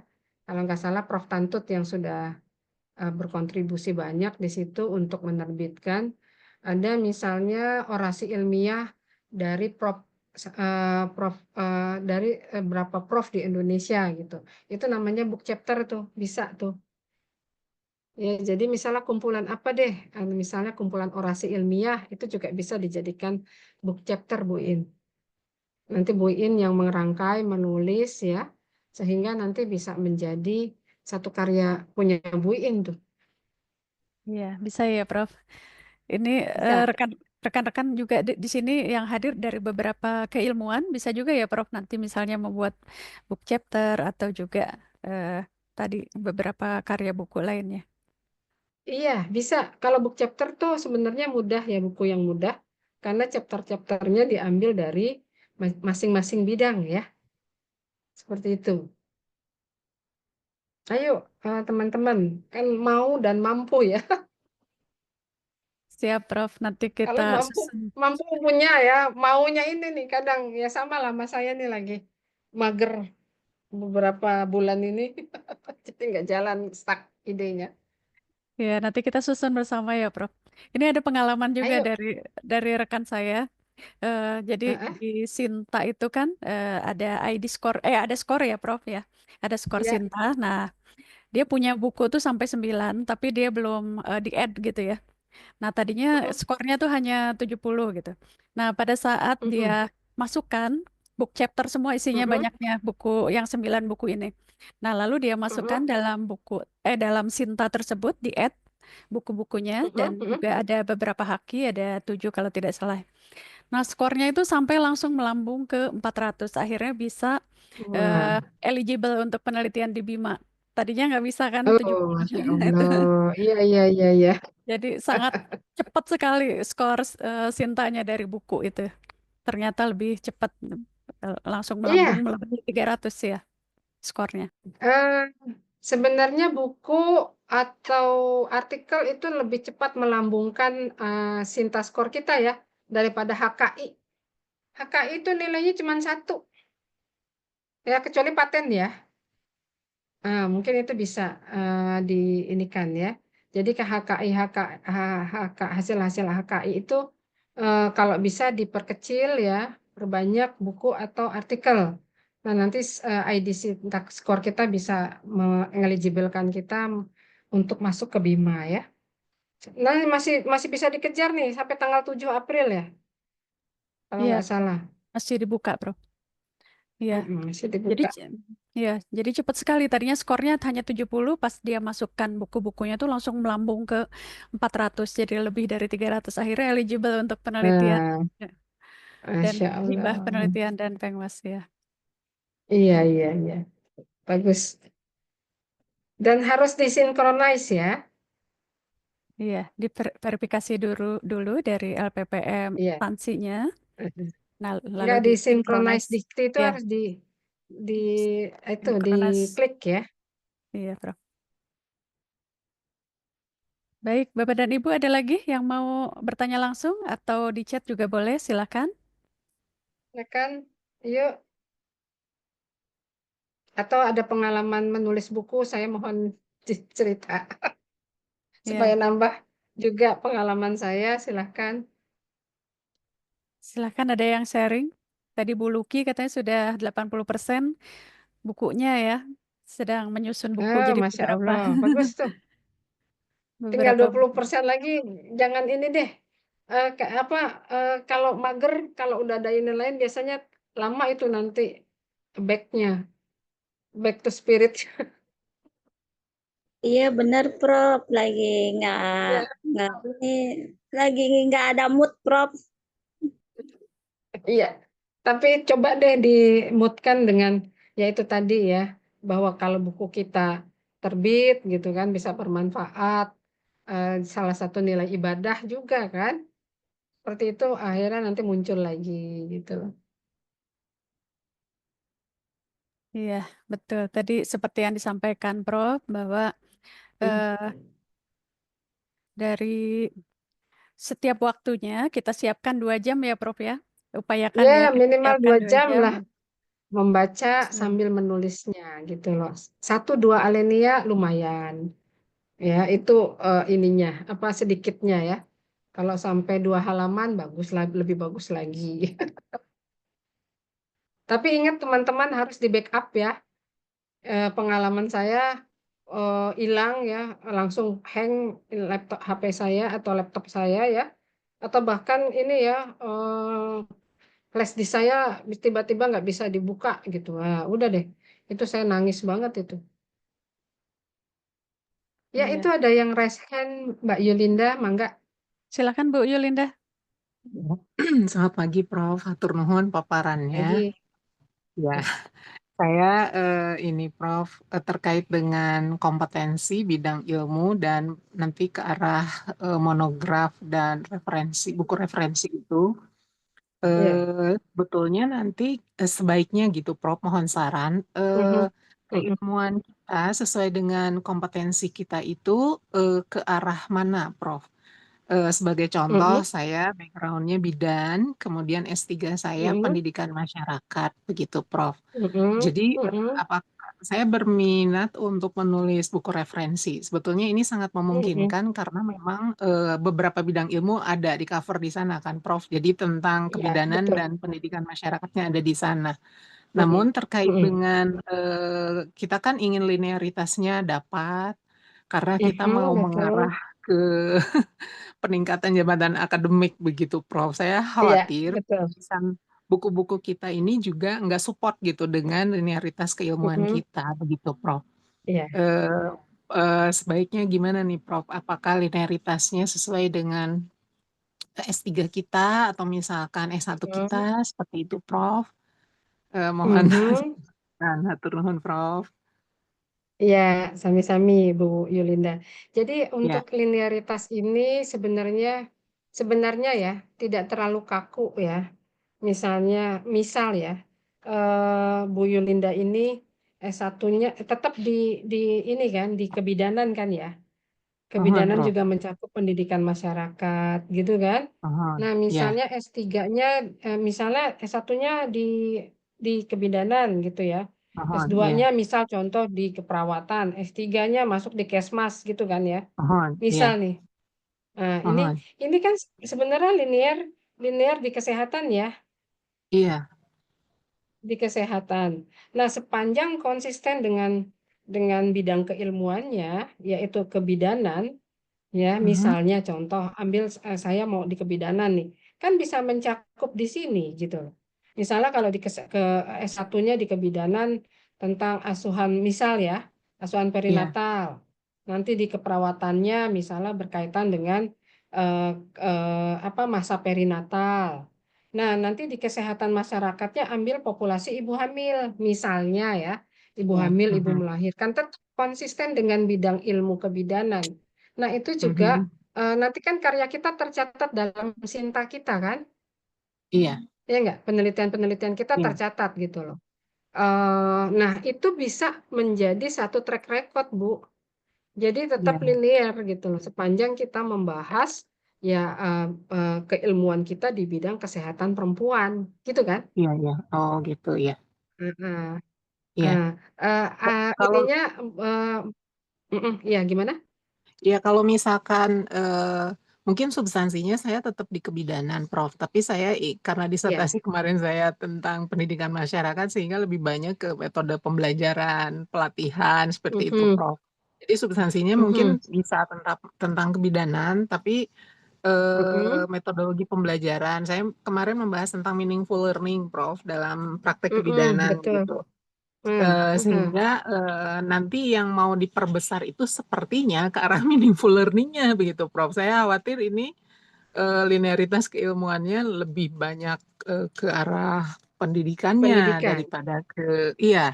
daripada ke Ya. kebidanannya gitu, Prof. Itu sepertinya memerlukan kreativitas kita, Bu. Jadi, oke, Oh iya, itu kan salah satu metode pembelajaran ya, misalnya. iya, Tapi iya, tetap populasi kita di iya. kebidanan gitu. Oh Tetap gitu, iya, populasi iya. kita di kebidanan, jangan sampai populasi kita di misalnya di orang-orang banking gitu. Iya, oh Populasi iya, kita iya, iya, iya. di Iya. di anak-anak gitu loh, tapi tetap di Mhm. perempuan gitu loh, perempuan Iya, dewasa ya, iya. entah dia dalam masa childbearing maupun di non Mhm. childbearing, tetap Iya. keilmuan kita di kesehatan perempuan. Seperti Oh itu Bu iya, Yuli. iya. Jadi Iya, itu siap, Prof. sebenarnya kreativitas kita aja. Oke, baik-baik. Ya, Prof. Ah, Hatur nuhun, ah. Prof. Sami-sami ya. Jadi ini kompetensinya tetap di misalnya di kebidanan, tapi karena kreasi kita kan tetap kan salah satu tugas dari bidan ya, perawat, dokter itu kan memberikan pendidikan kesehatan, tapi pakai Betul, Prof. style lain nih, pendidikan atau Iya. metode lain lah. Pokoknya part of dari metode pendidikan adalah A. Nah, nanti kan Mhm. akan ketara dalam tulisan kita siapa nih populasinya. Nah, Iya, populasinya jangan kemana-mana. Jangan pula iya. pedagang di pasar gitu loh, Bu. Aha. Iya, iya. Masih, Prof. Masih Aha, di lingkup ya. kebidanan sasarannya, iya. Nah, Iya. itu masih linear berarti, Bu. Oke, baik, Prof. Nuhun. Iya, iya. Siap, Prof. Ya. Sip. Iya, baik. Mantap. Baik. Ya, baik. Berarti kebidanan di komunitas begitu ya, Prof ya? Betul ya. Jadi Ya. jangan sampai hilang tuh kompetensi kita gitu loh atau nggak ikut ya. Nanti kan akan terekam dalam cinta kita dari karya-karya kita. Oh iya, dia tetap linearitasnya atau kompetensinya itu di area kesehatan perempuan. Cuman dibahas di bukunya ini atau di artikelnya ini dia menggunakan satu metode pendidikan pembelajaran gitu kan. Nah, nanti kan asesornya Mhm. akan menilai. Seperti itu, Bu. Iya, Oh iya, ini iya, masih iya. dalam lingkup kebidanan yang kompetensi yang sama. Iya. Ya, jadi jangan terlalu tadi tuh perfeksionis atau linearitas gitu ya, mementingkan Mhm. tetap linear gitu loh di sini sepanjang di Iya, kesehatan. Kalau iya, ibu baik, di, Prof. di bidang hukum misalnya ya, udah S1 ke S2, S3-nya bidang hukum, S1-nya bidang kesehatan, ini bidang hukum. Nah, itu lain lagi nanti acaranya. Nuhun, nuhun, Prof. Iya. Iya, baik. Ya, selamat berkarya Bu Yuliani, Ya, Bu Yulinda siap, ya. nuhun, Prof. Ya, kalau di Ya. keperawatan mungkin Prof S1-nya keperawatan, S2-nya keperawatan, S3-nya keperawatan itu top banget gitu. Nah, ini yang kami yang masih zigzag ini yang harus pinter-pinter mengakali jadinya gitu, Prof. Intinya Menulisnya. kalau linearitas itu dari hasil karya kita, Bu, Baik. sebenarnya ya. Dan Ya. balik lagi nih ya, ada unsur subjektivitas penilai si reviewer ya. Iya, betul, Prof. Ya contoh banget ya. Satu buku saya masukkan ke bidang C kemarin tuh referensi. Tapi ini pengalaman dulu ya. Tiba-tiba karya saya dipindahkan ke bidang A, ini masuk buku ajar. Akhirnya Mhm. saya kurang, Bu. Nah, Iya, gitu itu dia, loh. Prof.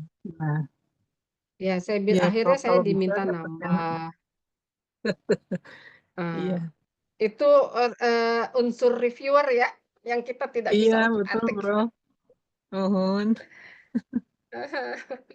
Ya, baik, Prof. Ya, Ya, sami-sami.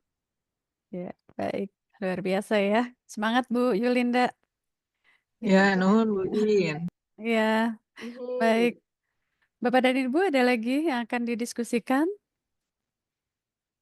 Ya, nampaknya sudah semangat semua, Prof. Ingin segera langsung Amin, amin. menyusun Kita buku-bukunya. langsung tancap Ya, gas ya. tancap gas Ya, langsung jangan start.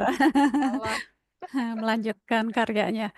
Baik, Bapak dan Ibu, di link materi dan worksheet juga di sana ada worksheet dan juga contoh outline ya untuk buku referensi, buku monograf dan buku ajar. Nah, nanti dari slide Prof juga nanti akan dimasukkan dalam link tersebut. Silakan Bapak dan Ibu, Ya. ya, baik, Bapak dan Ibu silakan nanti dilanjutkan karyanya untuk membuat bukunya berdasarkan inspirasi dan juga ilmu yang diperoleh ya di pagi hari ini. Baik, Prof, sepertinya dari rekan-rekan sudah cukup ini yang bertanya, jadi kita mungkin tutup dulu di pagi hari ini ya, Prof. Oh Ya, iya, oke, terima kasih banyak. ada Iya, closing sampai statement ketemu lagi. barangkali, Prof. Ada closing Iya, statement barangkali, silakan. statement dari saya yaitu tadi ya, harus punya karya ya sepanjang hidup kita ya, terus berkarya dan yang penting niatkan untuk ibadah sehingga ya tadi ya malas atau lain-lainnya bisa tersingkirkan ya. Jadi saya tunggu karyanya, kita sama-sama saling menyemangati ya, supaya kita terus berkarya. Seperti itu Bu In dari saya, mampu dan mau. Baik, terima kasih banyak waktunya, Prof. Ilmunya sangat luar biasa, menginspirasi dan juga insya Allah nanti akan menjadi dasar pengembangan ya untuk kami semua berdasarkan keilmuan di pagi Amin. hari ini. Ya, terima kasih banyak, Prof. Kita tutup dulu. Selamat pagi. Assalamualaikum warahmatullahi wabarakatuh. Waalaikumsalam. Waalaikumsalam warahmatullahi wabarakatuh. Izin live ya teman-teman, Waalaikumsalam sampai ketemu. warahmatullahi wabarakatuh. Terima Ya, kasih, mohon maaf Prof. lahir Ya, batin terima kalau kasih, ada yang Prof. salah. Sehat-sehat selalu. Sama-sama. Prof. Assalamualaikum. Waalaikumsalam. Menyusul ya, slide-nya saya akan kirim, Bu. Ya, siap, Atur Prof. Prof. Ya, Nuhun, ya, Prof. Terima kasih. Bismillah. Ya, ya, teman-teman jangan lupa diisi link absen juga ya. Link absennya silahkan diisi, lalu juga link materi dan worksheet silahkan boleh dipelajari dan dilanjutkan untuk menyusun karyanya. Lalu juga nanti ada ditambahkan slide materi dalam link materi tersebut ya. Baik, terima kasih rekan-rekan untuk pagi hari ini. Selamat melanjutkan aktivitasnya. Sehat selalu. Assalamualaikum warahmatullahi wabarakatuh. Sukses selalu.